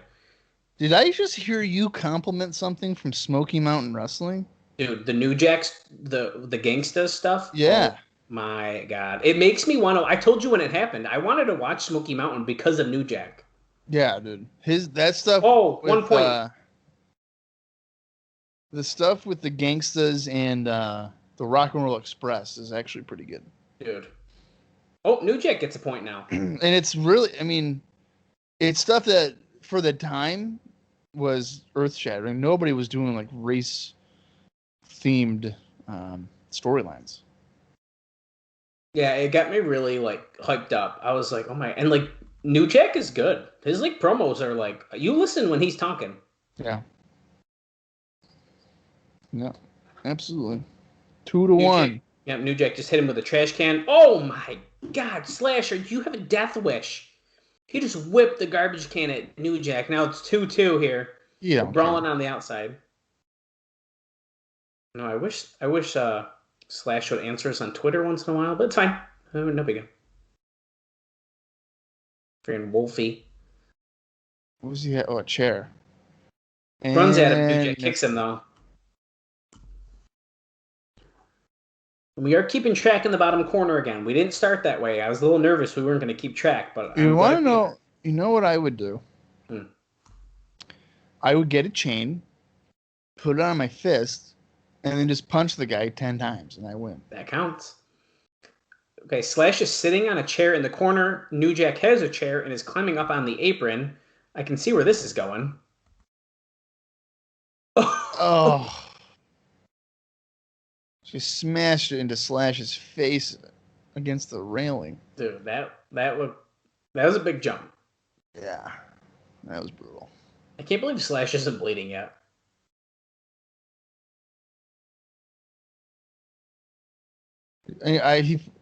This is the longest I think he's ever gone in a match not bleeding. That's what I mean. Oh, another point for Slash. We're 3-3. Same thing with New Jack, really. Oh, leg drop with the trash can. Just get to 5 points and put him through a table and you win, Slash.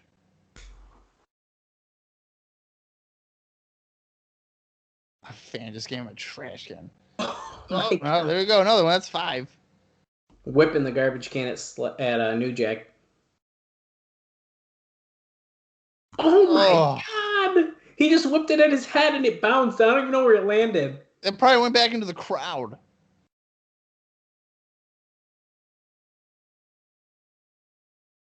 New Jack's like, okay, we're done. Snap there on the ramp. New Jack whipping him in the gut with the trash can. You want to hit me with a trash can? Fuck you. Here's a receipt. Yeah, 4 points, New Jack, who gets a trash can lid from the... Yeah, he blocked it. Okay. Couple headbutts. He's got to hit him with another weapon before he goes to the table. It's got a fucking 2x4. It's so weird. Oh, you're the hard 10 champion. I believe that they're going to get like a trophy or something, but... Is there a trophy? Wow. Slash is about to win this. He's at 8. He's bouncing off the rope. Oh, New Jack ducks it, though. New Jack can't lose this. Come on. Oh. 8-5. Slash is up 8-5.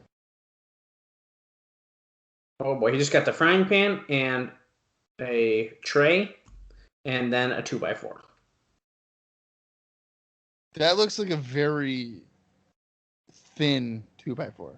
It's probably a 4x1. It's like 1 inch thick, not 2. Yeah. As Tanae says, a piece of wood. Okay, sounds good. He's got a piece of wood. Piece of wood. Would that qualify as a table if you were to put him through it? I would say probably not, but he just laid. This is not going to be good. He just laid a tray in Slash's crotch, and he's got the wood. Yep. And oh my god, dude! Oh, dude, he hit him. There's no, you can't fake that. Like right he on the just hit him in nuts. Yeah, how would you? Maybe he's wearing a cup. Yeah, you think? Oh, New Jack got another point. We're 8-7 now. Slash is still leading.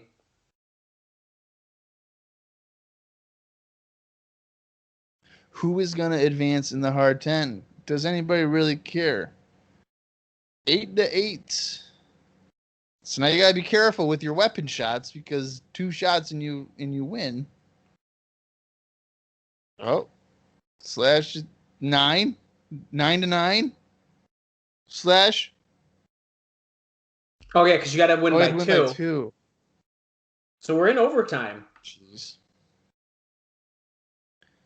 11-10. Slash is winning 11-10. 11-11. 11-11. 12-11. Back to Slash. Slash just hit him again. Talk about a dramatic match. Ugh. 12-12.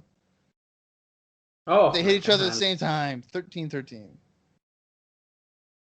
13-13. Here you go. I love how there's somebody in the truck updating the numbers. Yeah. And you can see them typing it in. Did you like that? Fan just threw a chair to New Jack, which that's dangerous. Okay, let's see what's going to happen.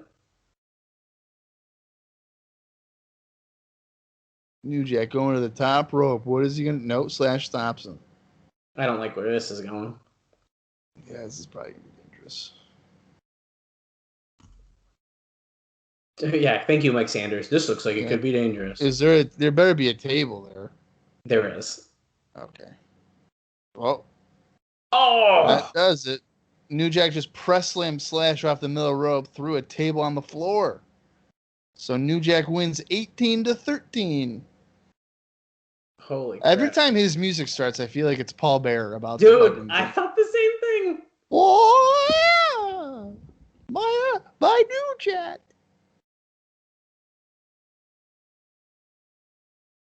Okay. Oh, Tanae talked with Daniels and Skipper earlier today. Okay. Elix and Daniels. You've done it again. You're the champions again. He says it's a foregone conclusion. Oh, they're the true X Division Dream Team.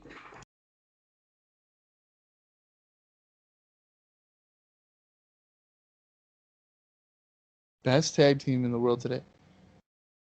And they are issuing a challenge for anyone who disputes them to challenge them in the ring.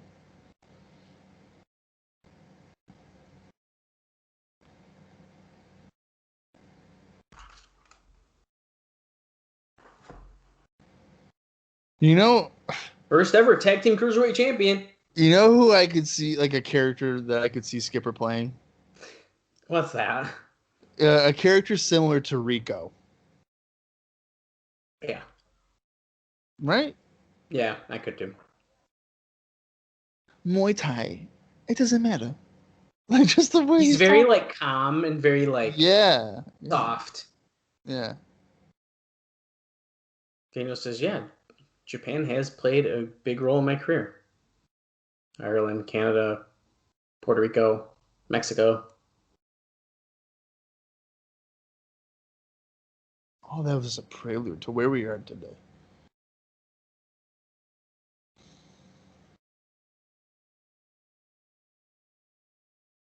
It's nice. nice. Yeah, he's kissing it. He's always appreciated the in-ring ability. Yeah, he's always respected him. Michael.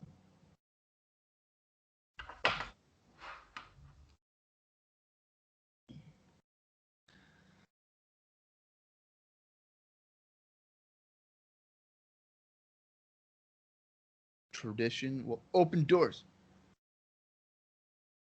It opens a door. It opens a door to a room with no windows and a low ceiling. That's actually probably a good point. Daniel's getting pissed. The vein is coming out in his head. Skipper's like, relax. He's like, come on, let's calm down, man. Muay Thai. We're at the top of the pack. Calm down, baby. Calm down, baby. Bottom line is, you're looking at the tag team champions. Did Skipper really have to put baby oil on for this interview, or? Yeah, he did. Knock it off. Look how big he is. I'd put baby oil on too. He is enormous. You're not blowing our house down. That was a good promo by Daniels. Yeah, that was good.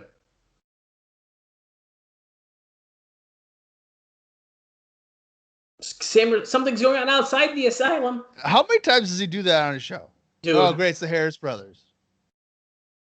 Oh, what's this? It's a red truck. Hey, look at this. I got some beers. I thought they were supposed to get Chris Harris. There they are. Oh, here's Killings. What you talking about? They're like, what the hell? Why would he just walk by? Who's that? Konnan. That's Konnan. They're beating down the Harris brothers behind Why are this they beating truck. him up behind a wall and the camera's not looking at it? Because they wouldn't take the bumps or take the shots, I bet you.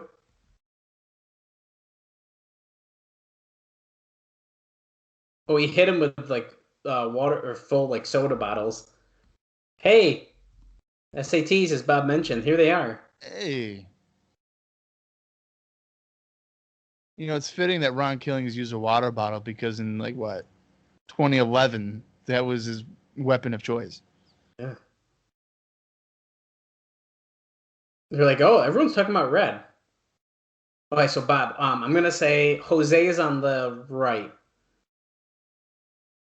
Yeah, Joel is on the left. Yes. Oh, here's the footage of Red. Are they gonna? Is this the first one or the second one? Oh, the second, Bob. Come on. Yeah. Okay. We're really proud of our cousin. We actually have good gear now. It doesn't look goofy. Joel looks like he's lost weight. Well, I almost had trouble figuring it out, but yeah. Expect the unexpected. Oh boy. What the hell? Whoa. Okay, so Eric Watts about to bang Goldilocks. He just walked in and kissed her head and held her and held I her. thought he whispered something in her ear and she was like, what? And then he's like, come with me. And she's like, Okay. Oh, you like Skipper and Daniels.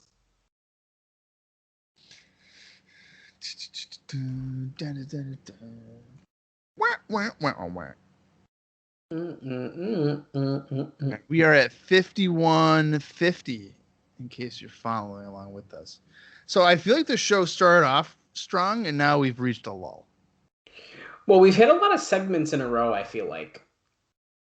Yeah, but I didn't care about BG James. Well, the Hard 10 is whatever. On TV, it's not fun, but I'm sure if you're there live, it's better. Triple X SATs. This could be good. Yeah. SATs are do you guys remember us? Wait, and the fans are no. No, he looked like he might have lost weight from the chest up from backstage. Yeah. But when he gets in the ring, he's not. No, but Triple X, I hate to say it, SATs are, they might end up getting a little squashed here. I don't know if they're going to have much of a fighting chance. How dare you? Have some faith in the SATs. Well, if CM Punk and Jason Krause could beat down Styles and D'Lo, I guess you never know, but... Yeah, but you know what? This is a dream team. This is the X Division Dream Team right here. Skipper and Christopher Daniels. Yeah, so the likelihood of that happening is not good. And here we can reminisce. Christopher Daniels might be done with wrestling. Maybe retired. It's a bummer. In 2021. Very sad. Well, I shouldn't say it's a bummer. He's like, what, 51 years old? Yeah, but he wrestles, as someone said online, like he's 30. I know. Which is nuts. All good things come to an end. Oh, that is so true. Daniels tags in Skipper after hitting a flatliner or something like that. Daniels was like the first guy on the indies that I followed once I discovered him. I discovered the indies. That's pretty crazy. I remember I met Kazarian and Daniels at a 2CW show, and I was wearing a Bullet Club shirt. It was actually the one that they fought the Bucks at, which I was telling Kaylee about last night. That we saw him in Rome in front of like 400 people. Right. So I had a Bullet Club shirt on, and they kept making jokes about it. And so they held in my picture I took with them, they held the Ring of Honor titles over my shirt to like cover up my shirt. They were like, "Nah, we can't show that in the picture." So they like wouldn't let my shirt show. They were covering it up. It was pretty funny. That's funny. And now they work for that company. Yeah, I mean, essentially. The Bullet Club leaders. Skipper stomping away on, I believe that's Joel. Now Daniel's like, let me get on. Yeah, definitely. In and out, and in and out. Quick tags, baby. Fresh wrestler in, even though they were in for 2 seconds before that. So he's real fresh. Now tag him back out. He's still fresh. He's even fresher. It's like when you're playing a video game. You get to a healing point. You get to the apron. You heal up. Tilt to whirl, and then he rolls him up. That was a little sloppy. Yeah, it was. Skipper's gear still cracks me up because he definitely just used a permanent marker to write an X on the back of his trunks. I love it. Oh, TNA officials have suspended Jeff Jarrett for tonight only. Gilberty versus Jarrett, though, is happening next week. So tonight just told us that. I thought Gilberty said he got Raven suspended. I have a feeling that he said the wrong thing. Yeah. Because Tanay just confirmed that it was, in fact, Jeff Jarrett, which makes a lot more sense of why they gave the notice to Jarrett. Right. Because why would he get the notice, like, Raven's suspended, and he's like, wait, what's this about? E. Oh, God. Beautiful. He hit the BME there. That's sports entertainment. Jose made the save, though. He's like, no, not today. Oh, what's Skipper doing? Oh, springboard. Holy shit. Crap. What great. He had a lot of air on that. Landing a leg drop over the back of Joel. Right, Joel? Yeah, Joel kicks out.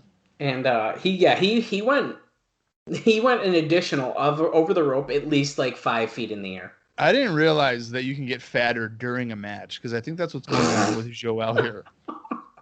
Oh my God, Bob. Fuck. Springboard spinning kicks of Skipper. I mean, come on. Backstage, he looked fine.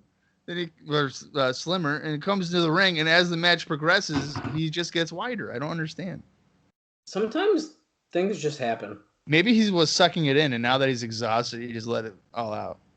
Jose with a standing hurricanrana on Skipper. Now Daniels is back in there. Oh, SATs are now double teaming double bulldog. Skipper got up though. Now he decks Jose.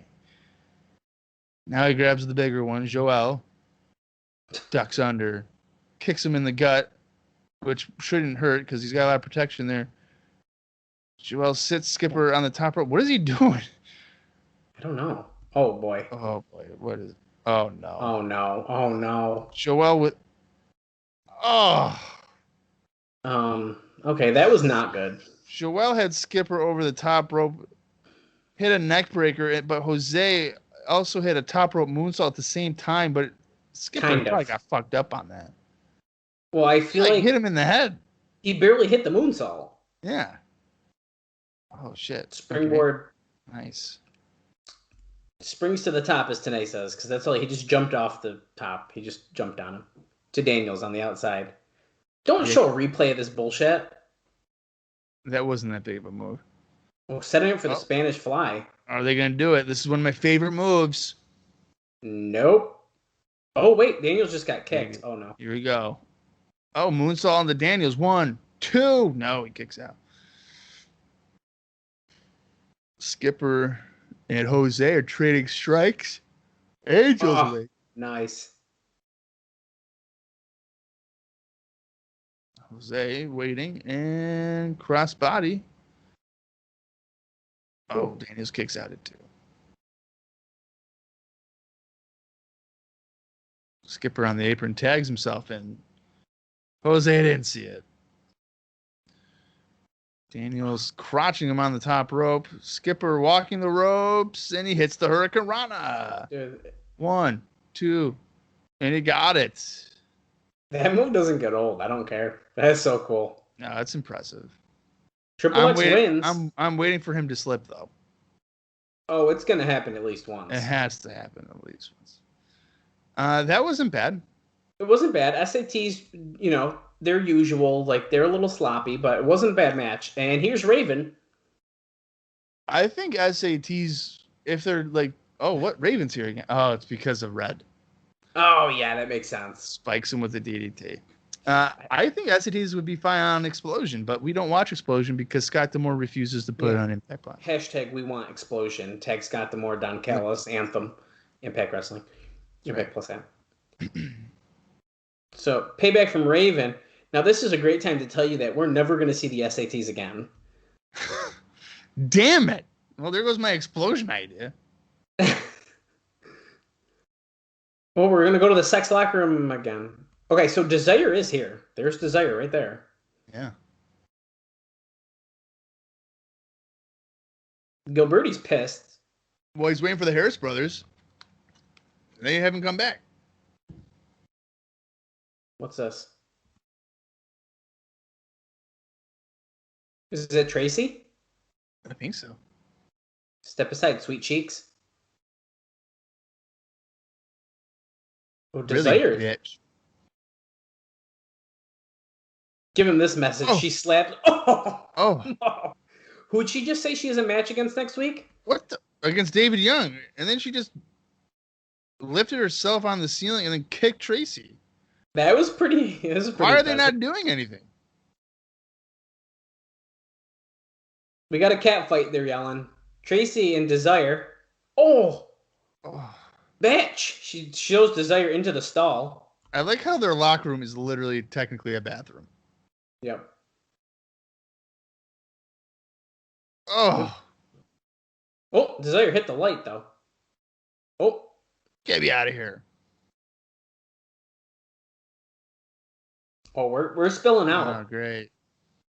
The door almost came off the hinges, apparently. Great. We have a cat fight brawling into the crowd. Yeah, everyone in the locker room is letting their girls fight here. Talk about unscheduled, they're saying. Tracy has a match with David Young. Are they teaming or something? Oh, they did win the Anarchy Alliance match, so yes. Oh, well, there you go. I forgot about that. Oh, Tracy Oh. whipped against the guardrail, though. Whew. She took that straight on her back. This is like great, a hard yeah. 10 Hard cat 10 fight. today. Great. Thank you, Tanae. Thank you. Let's get that on the screen. What are the points at? Don't give them ideas. Oh, rock bottom. No, flatline. By Desire.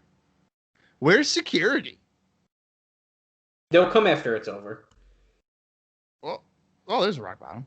Desire's beating the shit out of Tracy right now. Yeah, she is. She ain't playing around. Tracy sent to the corner, missing a charge. Spear. Gore! Gore! Gore!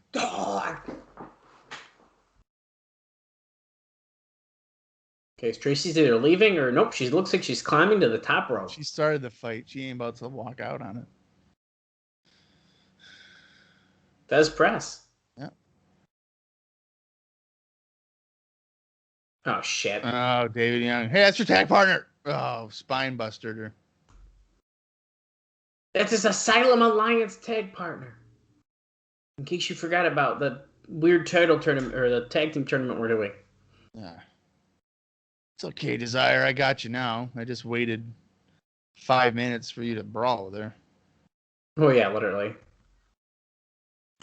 Now they're leaving to Sonny Siaki's music. All right. Yeah, that's weird.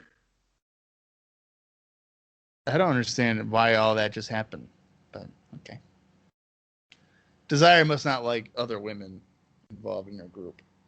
Wait, Rick O'Brien, NWA Virginia promoter, and there's Bill Behrens.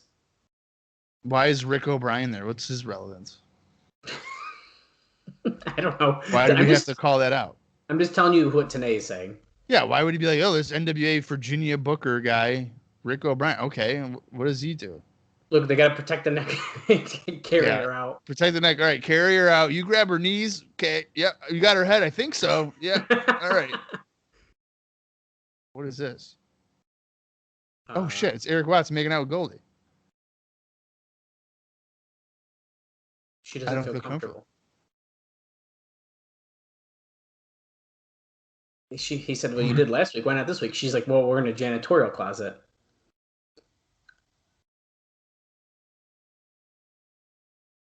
Eric, she said no.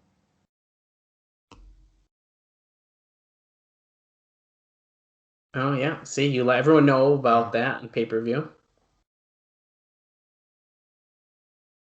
He says, listen, that was my shortcoming. As a man, I can tell you that.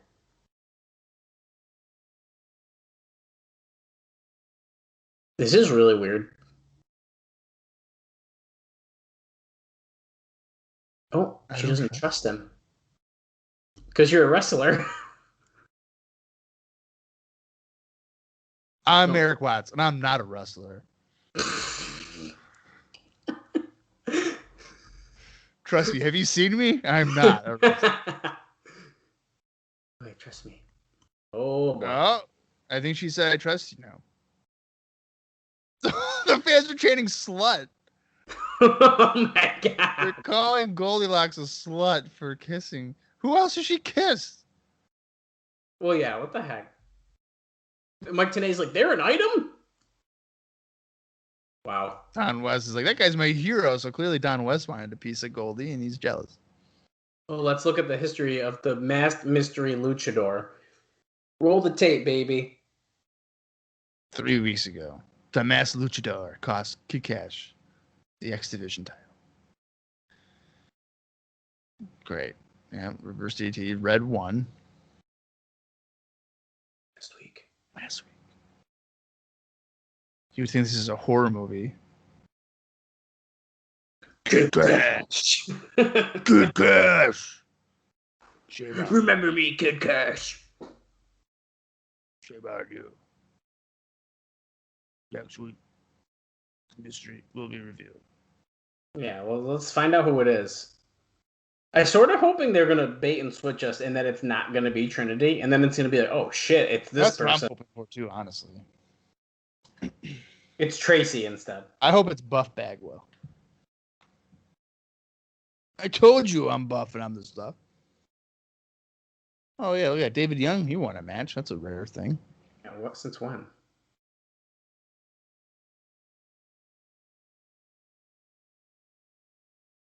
Who's that? David Cash. Oh, that's Simply Luscious. Oh, it is? I think. Oh, well, here for his pre-match exam.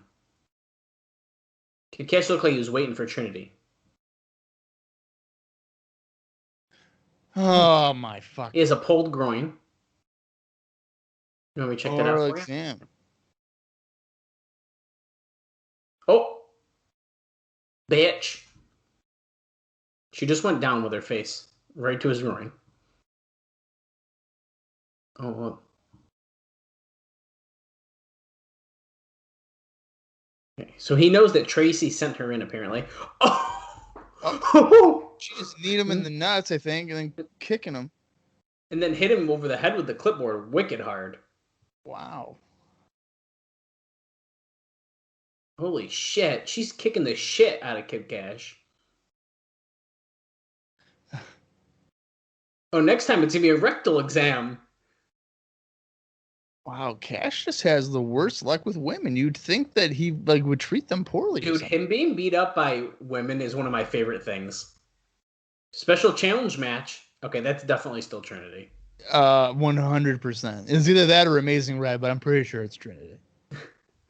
Okay. Oh, I'm the Luchador. Say, so this Luchador is in the ring. They got a big spider web on their chest. They're definitely wearing some kind of like hockey pads or something inside. Yeah. This is ridiculous. I didn't realize we were going to have a match. I just figured there was going to be a reveal, but I'll take it. That's what I thought too. Well, here comes Kid Kash holding his groin. He just got hit in the nuts. He's like, nah, I can't do it. Like my nuts. I don't know about Kid Kash, but anytime I get hit in the nuts, my left nut, it stings for a while. So if his left nut right now is tingly, he's probably heavily. I feel like I like just can't move. So it's like I literally cannot do anything. Like I couldn't walk. Like I'm just gonna sit there and I'm just gonna let it feel better for a little while. Yeah, no, it sucks, man. Just thinking about having a tingly left nut right now is making me uncomfortable. Oh, wait, they got the microphone. Oh my God, it's Trinity. Are you fucking kidding? Don't you hear the words out of my mouth? Get in the ring, Kid Kash. Yep, there's the reveal. Wow, how is anybody surprised by that? Oh, slingshot cross body that she barely got over. See, I was getting myself all excited, even though we knew it was Trinity. Trinity's on the ring steps. Oh, Jesus. Hurricanrana. Kind of. I feel like she's definitely wearing pads on her upper body. That's probably what is making her not be able to jump far and stuff. Yeah, it's definitely throwing her off. Yeah. She's climbing to the top rope here. The crowd's definitely behind her. Oh, yeah. Oh, missile dropkick. Go get him, Trinity. Oh, I thought that was going to be it. Yeah, I thought she was going with an inside cradle there.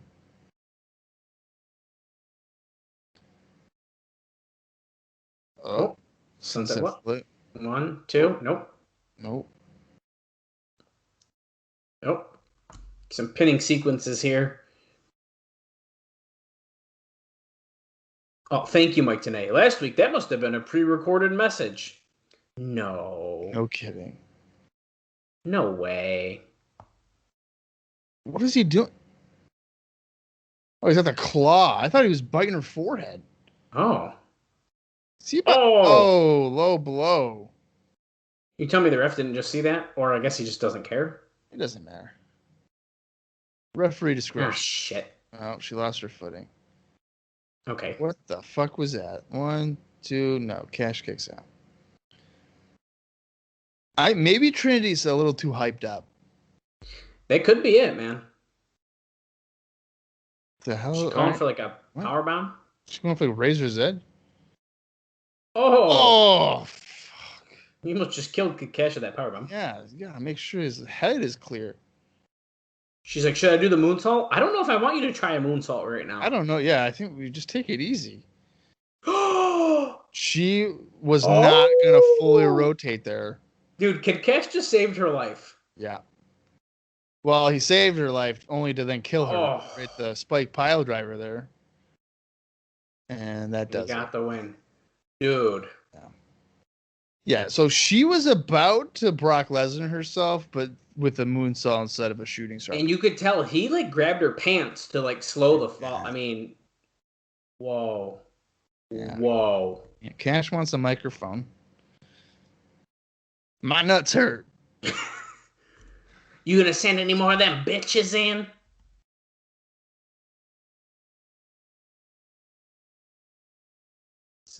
I hope you're ready to finish what you started, bitch.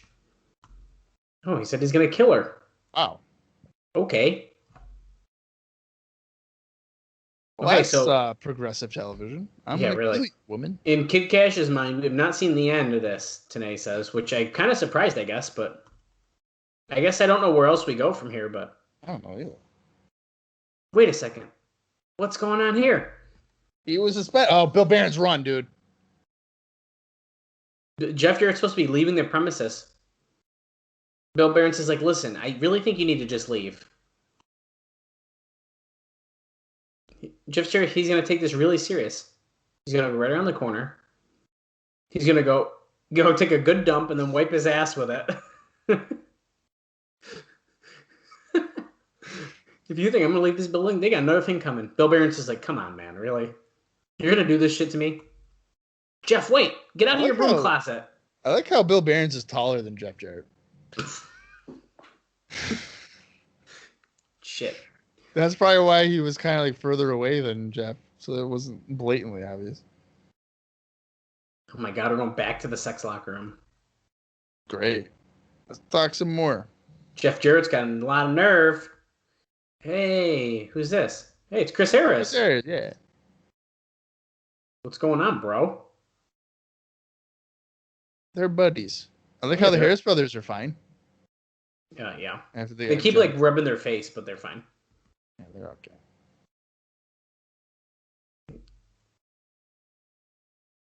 Oh, Jim has personal issues to deal with. Oh, he said he's going to help him, a personal friend of Sports Entertainment Extreme. Oh, he doesn't have to wrestle by himself tonight. He's got himself a partner. Desire. Oh, wow. Oh, Chris Sabin, okay. The two Chris's. Chris and Chris. Chris squared. That could be their tag team. Okay. Oh, wait. He shook his hand, and then he pulled him in. I ain't going to deal with you screwing me, he says to Glenn. No one around here getting screwed. I thought they're buds. That's what he was just saying. Okay, what is this? Hey, look, we actually have a bracket now. Oh, I forgot that they were wrestling Just Incredible and Jerry Lynn. See? All right. It's supposed to be America's Most Wanted, of course, but now it looks like it's going to be Chris Sabin and Chris Harris against Just Incredible and Jerry Lynn. I wish somebody in the truck would manually type it in as we were seeing it on the TV. I know, me too. But it looks like, so we have Don Harrison, Truth, and then Tracy and David Young. And now we have BG James and Konnan facing whoever wins this match that we're about to see.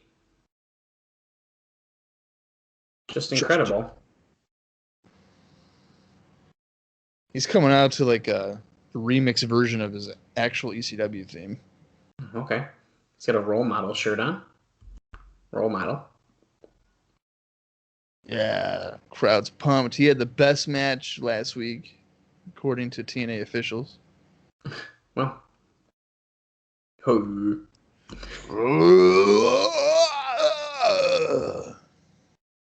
Jerry Lynn is the man. My favorite Jerry Lynn thing is when he's at WWF New York. I think it's like Judgment Day 2001. And he's just like, it's like, okay, Jerry, I don't know what the hell that was about.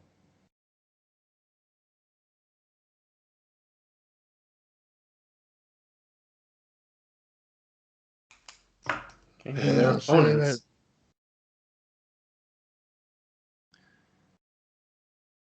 Hail Sabin.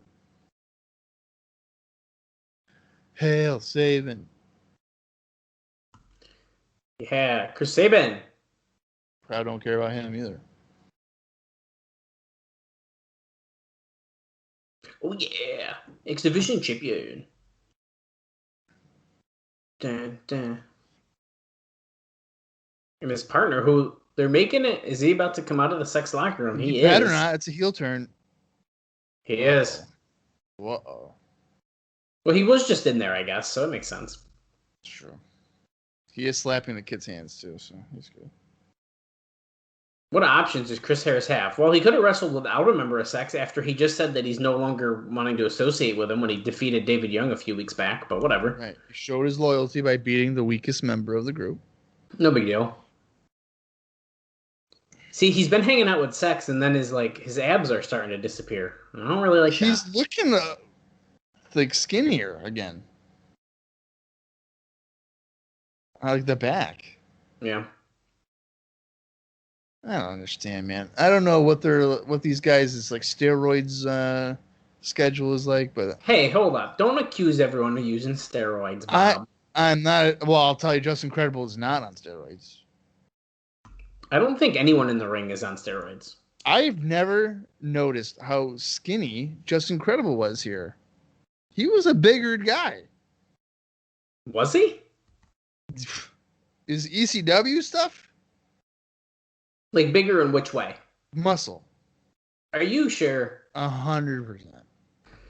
Look it up. Look up images. Justin Credible ECW 2000, and you compare that to what he looks like now. You'd think that this guy is like shooting up meth in the fucking alleyway. Maybe he was. I don't know. I would hope he wasn't. Well, me too, but you can't. Oh, look at this pop up. Hurricane Rana. Nice. Jerry Lynn reverses it. Yes, Jerry Lynn, Chris Sabin. Yes. Sure. This is the shit I live for. 1, 2. Sabin kicks out at do. Here comes Chris Harris. Okay, he was definitely. I mean, yeah, I see what you mean. Yeah, he was Like- in better. He's in better shape than I thought he was. Yeah, his muscle mass was significantly different. Oh yeah, you can even tell in that picture. I mean, yeah, okay, yeah. Yeah, exactly. Thank you. I know my Justin Credible physiques, okay? So, Yeah, you do. don't question. You do. You're right.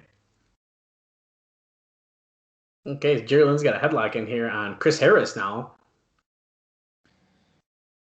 Chris Harris pushes Lynn off the ropes, coming back, stucks the line, comes back. Oh, tilt-toe whirl, head scissor. Scissor, got it.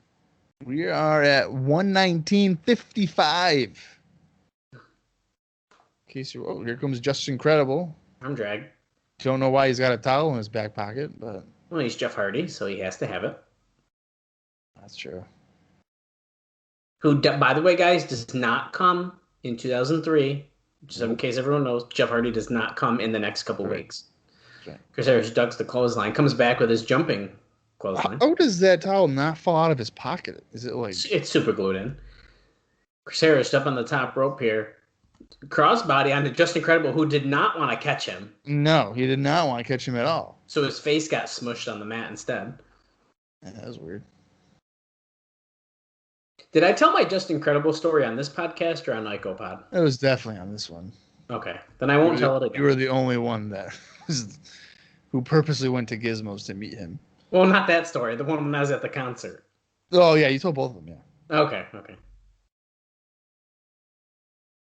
I told the story about how he was complaining about a booker canceling a show 2 weeks out, and then I said, well, at least he gave you notice. And then he said, I have a family I have to feed, and then he blocked me, right?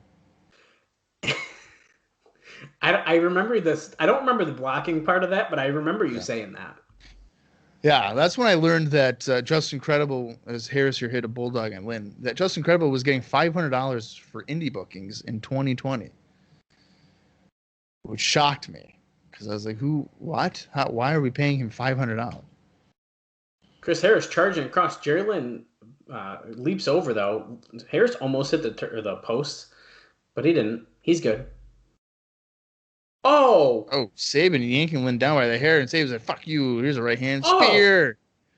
See, now that was a weird spear because he ran fully hunched over, so it looked a little awkward there. Sabin pummeling Lynn now since he's tagged in. Yeah, hail Sabin. I'm Chris Sabin. Chris Sabin is one of my favorite TNA guys, like, ever. Sabin is? Yeah, I think so. And I feel like when he, like, disappears for a while, like, I forget about him, and then he comes back, and I'm like, oh, yes, fucking Chris Sabin. My favorite TNA guy is Triton. What? I don't even know if I know who that is. You don't know who Triton is? I don't know. You're going to tell me that 2005 is, like, your favorite? Get the hell out of here. Apparently, I forgot who Triton is. Triton. Who is it? He was Ryan Wilson, and he was like, I'm going to get you, Mountie Brown, and he had arguably the worst TNA pay-per-view match ever. And what pay-per-view was it? I think it was like Sabin back Against All Odds or something. 2005. One of the early ones of the year. Are you looking it up? I'm looking at a picture of him so I can see what he looks like. Triton. Trytan. Triton. Oh, I'll be honest. I pictured like a masked guy. He looks very boring. Yeah, well, he is boring. And what's funny is that we'll see him in TNA before he's Triton. Oh, wow. Okay. Atomic drop by Harris. Saban's like, there's a neck breaker on my knee, though. That was nice. 2 count for Harris.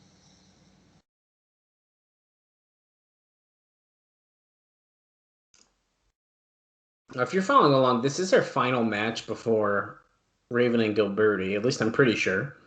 I would have to think. Because we have roughly a half hour left. Yeah. Just about. Harris has a headlock in on Jerry Lynn. Crowd's chanting, Jerry, Jerry. Jerry. Elbow and Harris in the gut as we stood up. Ducks the clothesline. Does anyone ever hit a fucking clothesline? Okay, we got a back elbow. No, dude, if you were to hit a clothesline, that's weakness. Dude, I'm telling you, count every time someone bounced off the ropes, they duck a clothesline. I don't blame them. I would too. Well, I don't want to get hit by a clothesline. I guess I don't either, but look at this. Drops him down the knee. Saban, springboard leg drop. Slingshot, whatever. Trying to get this coffee in me, dude. I gotta get hyped up. I think Credible was late there on breaking up the cover, but that's all right. There he goes. Replay of that slingshot leg drop. That's right.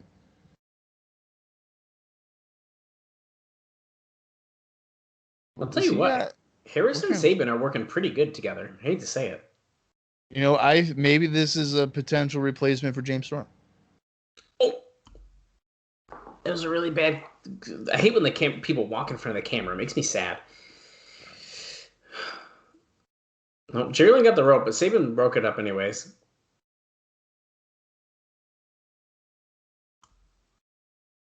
I've been enjoying Saban and Lynn in this match. Me too. Pop up and slams Lynn down. Saban comes back with a drop kick as Lynn. This could be the anniversary X Division match. You're damn right it could be. Saban and Lynn.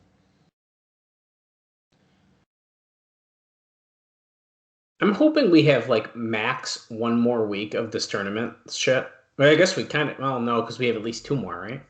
It depends what they do, I guess. The tournament. Yeah, so you have the semifinals next week, and then the finals probably on the 11th. So they'll be done right before the anniversary. Okay, I can accept that, I guess. Look at this stalling suplex on Jerry Lynn. Drops him down, though.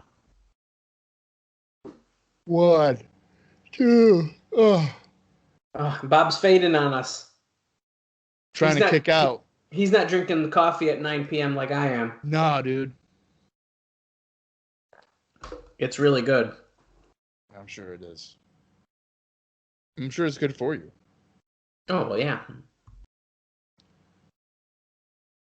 Duck under. Just incredible gets tagged in. Double clothesline. Look at this. It's like Hulk Hogan. He's taking out everyone. Come on, brother. Right hand. Come on, brother. This is like Hulk Hogan beating up the Dungeon of Doom on Nitro in 1996. Oh. TKO. Yeah. Lynn just hit that on Saban. Harris. Yeah. Dumped over to the floor. Lynn's got Saban. Credible's like, let me do it. Because Credible's legal man. That's right. Oh. What? 1, 2. Saban countered. That's incredible with a roll up, and he won. Incredible's like, what? I never lose. And Lynn's like, what the hell was that, dude? I let you do it. Dude. Oh, Lynn's pissed. I don't blame him. Justin. He's pushing him. Oh, he pie-faced him. The hell was that, dude? I was going to do the cradle. Oh, I just realized that Credible's got like a little BG James thing on his chin. So did I. Oh, God. Say they're shoving each other. They pushed Rudy Charles out of the way, and now they're going at it. Oh my God, I can't believe this. This tag team that has been a tag team for all of 7 minutes, they've broken up. They are beating each other up. Well, this is what we expected to see in this Anarchy Alliance tournament. You didn't expect everyone to get along. No. Oh, it's the latest chapter in a rivalry that has dated back for several years. This makes all sense. Yeah, I told you. Yeah, well, this thing all started in like 1999 in ECW. Yeah, this makes sense. Jerry Lynn beat Justin Credible, win the ECW title in Minnesota, Anarchy Rules 2000. Yeah, no wonder.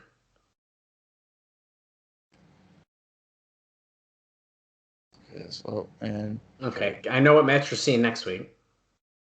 Yeah, I do too. Justin Credible against Chris Sabin. I'll tell you what, though, the finish of that X-Division match was interesting because, like, the miscommunication of, like, oh, I'm the legal man. It's like, oh, they messed up. Okay, that's weird. And then, but the way they went into the finish, it was like, oh, shit. Like, Yeah. that I thought it was pretty well done. I really liked that. And at least it's a clean finish. Well, yeah. You don't need to protect Justin Credible. Who cares? I love the old man security guy.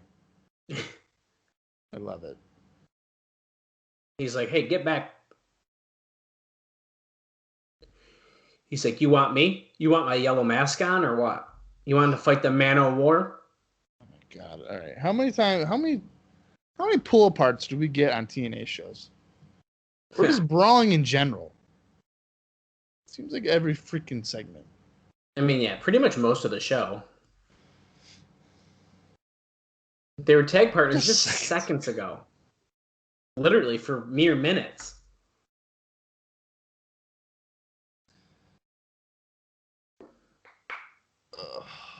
Wow, okay. So that happened.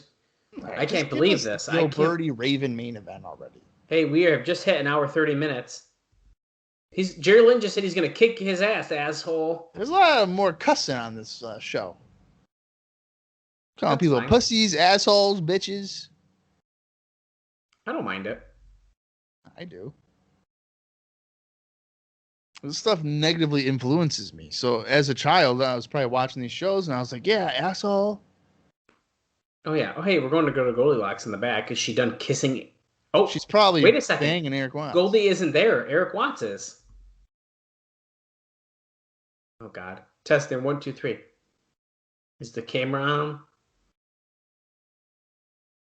Oh, he's the one. Main event, Eric Watts.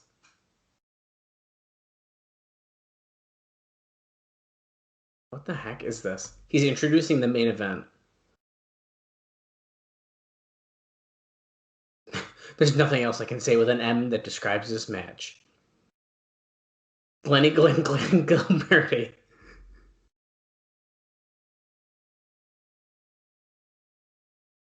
Here's Raven.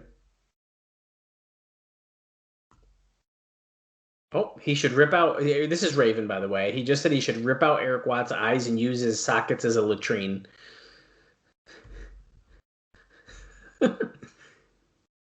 Eric Watts says, as funny as I am, I can be very serious.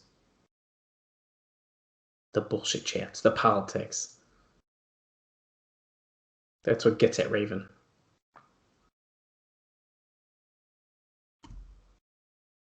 Eric Watts says, okay, as funny as I want to be, I'm going to back off right now. Okay, that was weird. He was supportive of him. Didn't Raven beat him up in a locker room a couple weeks ago? Yeah, after he was trying to find him for Jarrett. Yeah, that's weird. Yep, 3 weeks away, guys. The anniversary show. Pay-per-view number 50. Yeah, now off the air, I was saying 3 weeks, and then Dad was like, well, isn't it 4? Well, you don't count the week that you're doing. So I guess it was a heated debate. We almost didn't do the podcast this week because it got heated. Wait, look, they're saying that Chris Harris still has a mystery partner next week. Wow. It should be Sabin, right? What the hell? You would think, right? Well, listen, we didn't technically start the show yet, so I'd say it still was 4 weeks. Now, once we hit play, and we hit record, then it's 3. Nope. Well, listen, it's going to be a party. We got party hats ready to go for the show. We're ready. Bob's got a bottle of champagne. I got some sparkling cider. I do not. That's a lie. I mean, if you thought that we were joking about Bob taking a shot every time they show a replay, instead, what we're going to do on the anniversary show is every time something happens in the back, then Bob is going to take a shot. No, this is what we're gonna do. I've got a new game that we're gonna start on the anniversary show. Okay.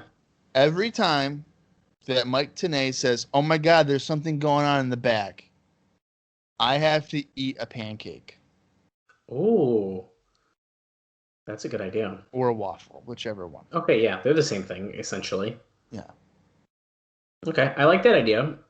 Now, the problem with that is that pancakes and waffles go right through me. So if let's say he says that there's shit going on backstage a bunch of times in the first half hour, I'm probably going to either shit my pants or have to run to the bathroom. You're not going to make it through the whole show. Right. Jesus Hey, Christ. here we go, Lollipop guys. was just seducing me again with that fucking blow pop in her mouth. Glen Gilberti, who's in pretty good shape, wearing his black pants here. He was offended that a fan tried to slap his hand. Give him a death stare. That's nice.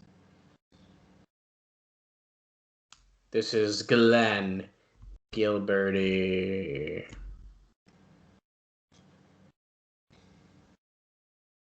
One week from tonight. Gilberty versus Jarrett. The match you all have been waiting for since he won the Anarchy in the Asylum Battle Royal. We've been listening to the fans, and we heard you loud and clear. You wanted Glen Gilberti in the main event, and by God, we're giving it to you. From the Bowery. It's the first time I've heard him say that, I feel like. Interesting ring jacket here.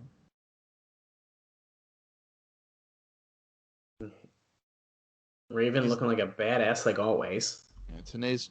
What is he with? Sex or extreme? What is it? Sports Entertainment Extreme or Extreme Revolution. Extreme Revolution. Yeah, we couldn't be Team Extreme anymore. We probably got a cease and desist. Yeah, probably. Although we weren't, I feel like if they did, we would have heard about it in our news update. But you never know. I would imagine. Maybe they just realized, guys, we should probably change the name of this. Wow. Okay, guys, here we go. The bell rang. We're at 1 hour, 35 minutes, and 38 seconds. Match you've all been waiting for, Raven and Gilberty. This has been the main event of the half year. Crowd's chanting for Raven. Okay, he stood up. Gilberty's backing away from Raven. He's a little scared. I would be too. Raven's a scary looking guy. Especially in like 2010. Are you kidding me? Oh, Gilberty just swung a chair, but Raven ducked. They're on the outside of the ring here. Whipping Gilberty up against the barricade. I would have let him hit me with it, and I would have won the match by disqualification. Whips Gilberty against the other rail. Raven's like, yeah, you like this? I can't wait to sit in a car back to Atlanta with you, you little bitch. We travel together. Going into the crowd. It seems like they dropped the whole, hey, don't wrestle in the crowd. That lasted about a week. Yeah. And if you don't know what we're talking about, it was probably 3 months ago at this point that they were told not to wrestle in the crowd because they nearly killed one of the stage hand people. Oh, is that what that was about? Yeah, because they like hit her when they were and they like knocked her out, like wrestling near the announce table. Yeah. Raven going for a suplex right on the concrete to Gilberty. That's got to feel good.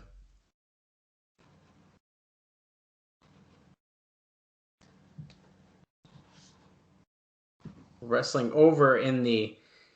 Oh, we're looping around. It looks like we might go backstage. No? He hits him up against a wall.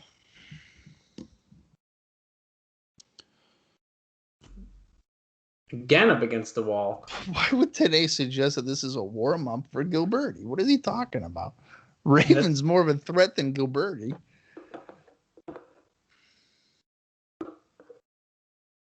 Oh, Raven's got a chair, and he jams it into Gilberty's throat. That's gotta hurt. Crushing the windpipe. That's painful if I've ever seen it. Raven's like, yeah, what about me? What about Raven? What about me? What about Raven? Oh, Lollipop, get the hell out of there. Yeah, move your American flag out of your boot. Yeah, get out of there. Athena's even over there. What the heck? I didn't even think Athena was still with the company. Maybe she's not. Maybe she's just been lurking. No one decided to tell her she isn't working there anymore. Athena, you can't stand at ringside anymore, but you can stand behind Lollipop's cage in the dark.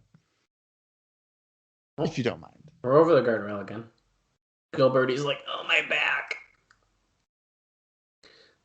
Back at ringside.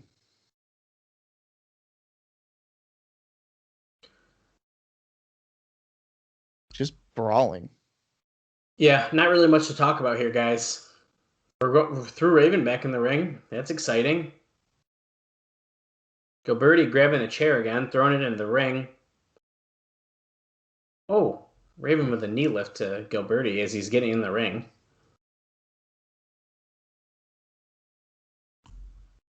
Whips Gilberty. Yep, ducks the clothesline. Yeah. Gilberty kicks him in the gut and then just kicks him again. I thought he was going to go for the last dance. He probably should have. He just keeps kicking him. Kicking him and kicking him. Irish whip. Betty ducks a clothesline. Yep, see, what the fuck? Of course. Cobra clutch. Can you get him to tap? The $1 million dream. He's got him pretty good.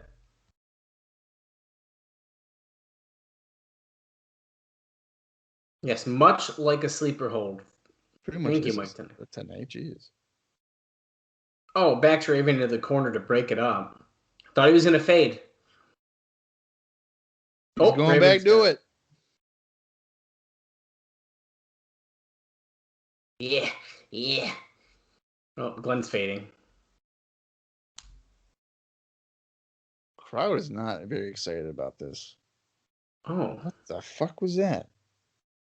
Were they both going for a clothesline? It looked like they both tried to kind of clothesline each other, yeah, and they just collided. And now they're both down. Guys, can we get a replay in the truck? What the hell happened there? Raven was going for a short arm clothesline, and then Gilberty was like, I'm going to clothesline you too, and it was just weird. And then we just hit each other and fell. Yeah.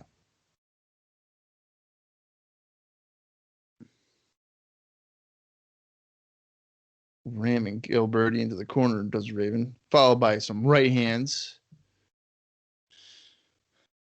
I'm pretty curious about what's going to happen in the finish of this, because if Gilberty loses, then he looks like a jabron going to fight Jarrett next week. But if Raven loses, he doesn't look like he's even a solid contender anymore.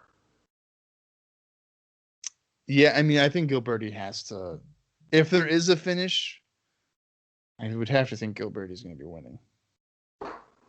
It can't be clean, though, right? I don't know. I just don't think it can. I mean, pulling Raven's hair. Drops him down. He had like that Cobra clutch locked in again, but he broke it up. A variation on the jawbreaker. Where in the world is Watts? Oh, no, what a great sign, because I also don't understand Eric Watts' like job here in TNA. I have no idea. He's the guy that's banging Goldilocks. He wrestles on Explosion, and that's it. Does he ever wrestle on the pay-per-views again? Yeah. Okay, because it's kind of weirding me out. Like, I just don't get it. Oh, Raven versus drop toe hold. Throws the chair at Gilberty, though. Throws it right at Gilberty. Oh, and again. Crowd's chanting one more time. Raven goes for the pin, but no. You just don't do it. Andrew Thomas is like, hey, buddy, you guys gotta keep going here, because you guys got about at least 5 more minutes. Jarrett's not ready for his cue yet. Okay, picks him up. Jarrett's not there. He was suspended. Oh, no, but remember he walked back in his locker room. Trap toe hold Gilberty right into that steel chair. But that's not all. Raven picks him back up, punches him in the head. Gilberty stumbles over to the bottom right turnbuckle. Raven climbs to the second rope. Puts his skirt over Gilberty's head. This is weird. And now he's just punching him with his skirt over his head. What the fuck? That's the most action Gilberty's gotten in a while. Oh. Okay, look at this. Harris Brothers. Oh, great. What a surprise. Wait, the Gathering. No. Alexis Lorette. Oh no. Why do they got to do that God. To Holy shit. Julio De Niro just hit a awesome spinning back kick onto Don Harris. That was awesome. I bet you that he didn't want to take that bump and he was forced to because it probably hit him really hard. Dude, that was really good. Apparently there's no disqualification, by the way, because... Well, in TNA, isn't it usually a referee discretion? I think in general, yeah. Which, listen, I don't hate, but like, I don't know. You can't pick and choose, I feel like. I feel like that gets in It's got to be a clear-cut thing. Personally, I think I would have it be no DQ. Yeah, I mean, I think the discretion thing works. I guess you can say in something like this where it's like, oh, they're going to fight. Like, Gilberty's like, I want to fight Raven. So we have to essentially use weapons and have, like, a brawl and that kind of stuff. Yeah. But, like, if it's a random, like, singles match, I think it should just be, like, boom. Like, that's it. Yeah. Yes, I'd have no DQs, no countouts. I would never have some bullshit finishes. There'd always be a clear winner. But then fans would still find something to bitch about, so it's all right. Oh yeah, that's wrestling for you. Look at Gilberty got an ankle lock in on Raven. You think Ken Shamrock over here? Oh, maybe that's why he's doing it. Remember, Ken Shamrock was supposed to sign a long-term deal, and then they stopped. We never got that Jarrett Ken Shamrock match. We didn't, did we? Nope. Probably because Shamrock didn't want to do the job. I bet you it is. It's usually how it works.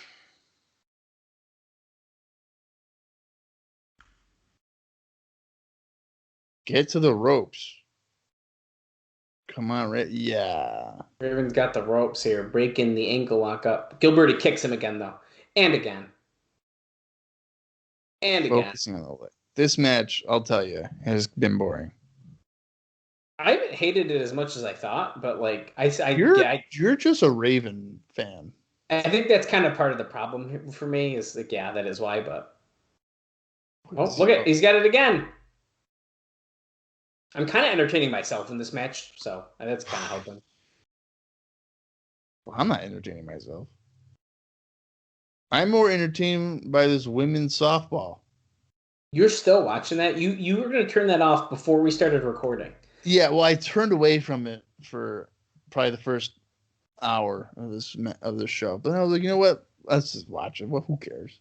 Okay, is the have his background? Is the ankle lock the new headlock? Because this is taking forever. Look at Raven standing up now. Very seldom do people actually kick out of the ankle lock. I'll tell you. Insecurity by Raven. Yeah, which is not something that Raven does a lot. So he got out though. He used it. Fans would chant for Raven, probably because they want this match to be over with. They're not the only one.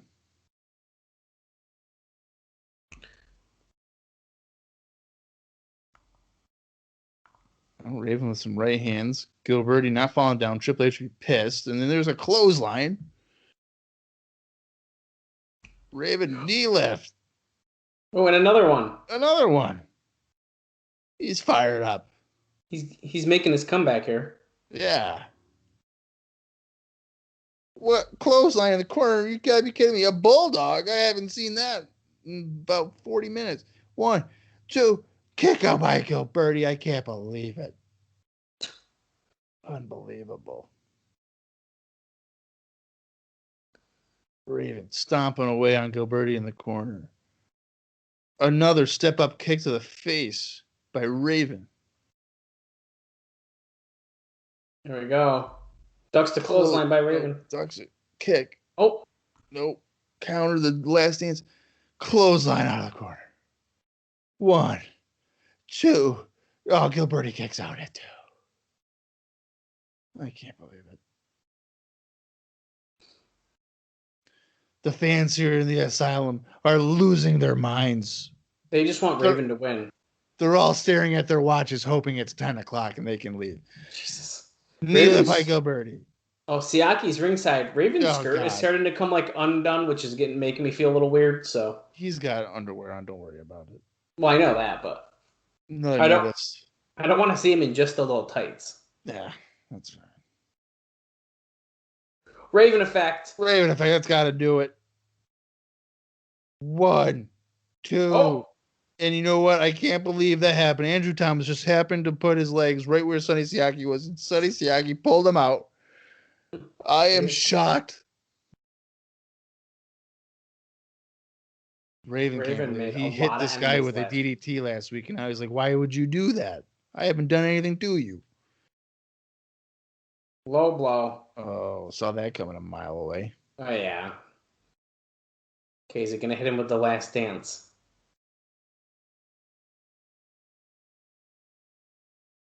Yep. Sure is he going to pin him?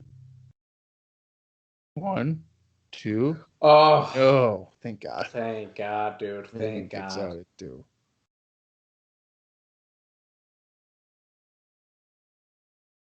When did Gilberty start doing the last dance? That's a WCW thing. Well, yeah, but did he do it before Steve Austin was doing the stunner? No. Okay, I didn't think so. No. Oh. Well, referee's down. Gilberty is close on the referee. He should be disqualified. It was an accident. Stomping away. I think Disco started doing the stunner in like 97. And Austin was doing it in like 96. Okay. I just wanted to make sure I was thinking that was probably the case, but you never know. Yeah, no. Steve Austin not steal it from Disco Inferno. Give me a break. I didn't say that. Super kick by Raven. Who's coming out here? It's the Sandman. Oh, of course. He hits Raven several times with a kendo stick to the back. Oh, my God. And he's just not letting up. He's no longer wearing a Raven shirt. Here's Jarrett. Who's this? Jeff Jarrett. I thought it was Sandman's son for a second. Well, remember, Jarrett said he was going to protect Raven, so... Yeah, so he's going after Sandman, who hit him 9 times with a kendo stick. That wasn't very protective. And he didn't seem to care when the Harris brothers came in. That's right. Or Sonny Siaki coming out to ringside. So next week, I guess no. So in 2 weeks, Jarrett, Sandman, that's probably going to be a match. Gilberty kicking Raven several times. Where's Amazing Red? Is he going to come out and do something? That's a good point, actually. Where is Red? No follow-up on that whole thing. Whipping Raven against the rope. Nope. Oh. Is he going to hit the Raven effect again? Who's this? That's Vince Russo! Oh, he just hit Raven over the back with a baseball bat. Oh, shit. 1, 2. Gilberty pins Raven after Russo hits Raven over the back with a baseball bat. He's clean shaven. He's looking emo. Yeah, he is. What's going to happen next Wednesday? Whoa, dude. There's Raven just lost. He's got the bat laid across him. Glenn picked up the win there because of Russo. Russo looks conflicted as to why he just did that. Yeah, he definitely does. But he has to have a reason. Wow.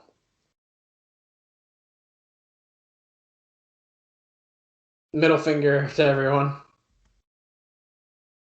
TNA's trying to suggest that Russo is still the mastermind behind Sports Entertainment Extreme despite not being on TV. If that's the case, he was not a very good mastermind because they've been sucking since he's been gone. And then we're getting our explosion dates here. So the show's pretty much done. Okay. Well, Bob, you said if he didn't come at this show, you were wrong, but here he was. It bailed me out in the last 30 seconds of the show. I really didn't think he was going to. I'm pretty surprised. I thought you were going to be right saying the anniversary show. I can't believe I'm wrong, but that's okay. I can't be right about everything. It's true. All right. I'm going to say that's a middle, thumb in the middle. I was also going to say thumbs in the middle. I definitely thought you were going to say down. No, it's not. It's not a thumbs down. There was some entertaining things, but this just felt like it felt. Realistically, is it a skippable show? Probably, but Oh, it yeah. just felt like a angle progression thing for a bigger show next week.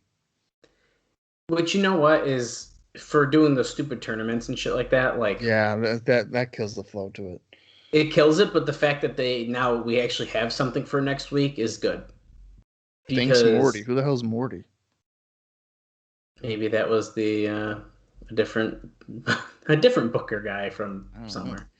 I don't know. Yeah, so like next week we have something to look forward to with Russo. I'm sure we'll get comments from him, and then there's also Jarrett and Gilberty. Whether that'll be good or not, so I don't know. Whether it's good or not, I don't know if at least to me it's going to be over. And right. I think that's it's not even that I didn't want the match. I think I was more like disappointed that they were hyping it up as if it was going to end up being something more than it should have been. Yeah. So I don't know.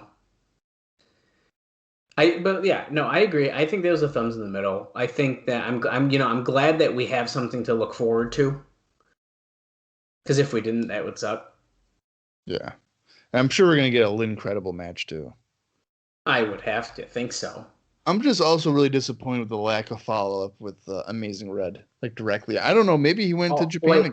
No, yes, you're right. Because actually that was mentioned. Because remember, that's why they took the X Division title off of him. So that actually makes it a really weird choice to be like, okay, we're going to make Red a star now. Yeah. But he's actually going to be gone for the next probably couple weeks. Hopefully he's going to be here for the anniversary show. I'd like to think so. And if TNA knows what's good for him, they'd make sure his ass is back for the anniversary show. Right. Because he's I'd say one of their fan favorite kind of guys. So. Oh, absolutely. I don't know. I'm kind of looking forward to next week.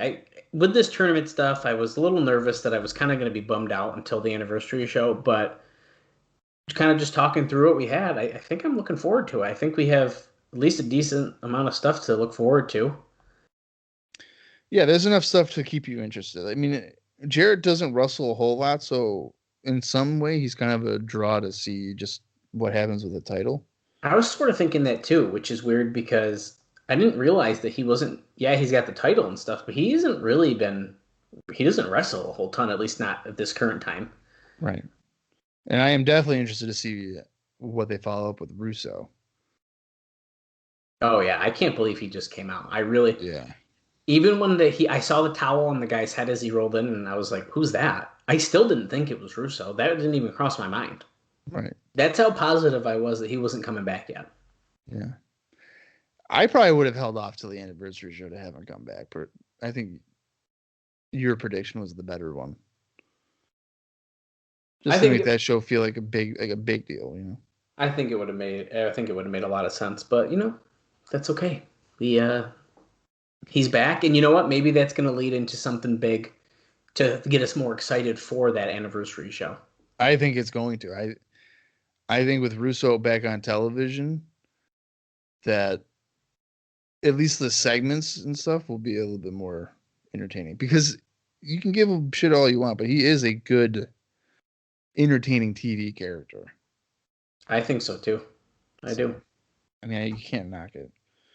Does he overexpose himself and, shouldn't have been the WCW World Champion? Sure.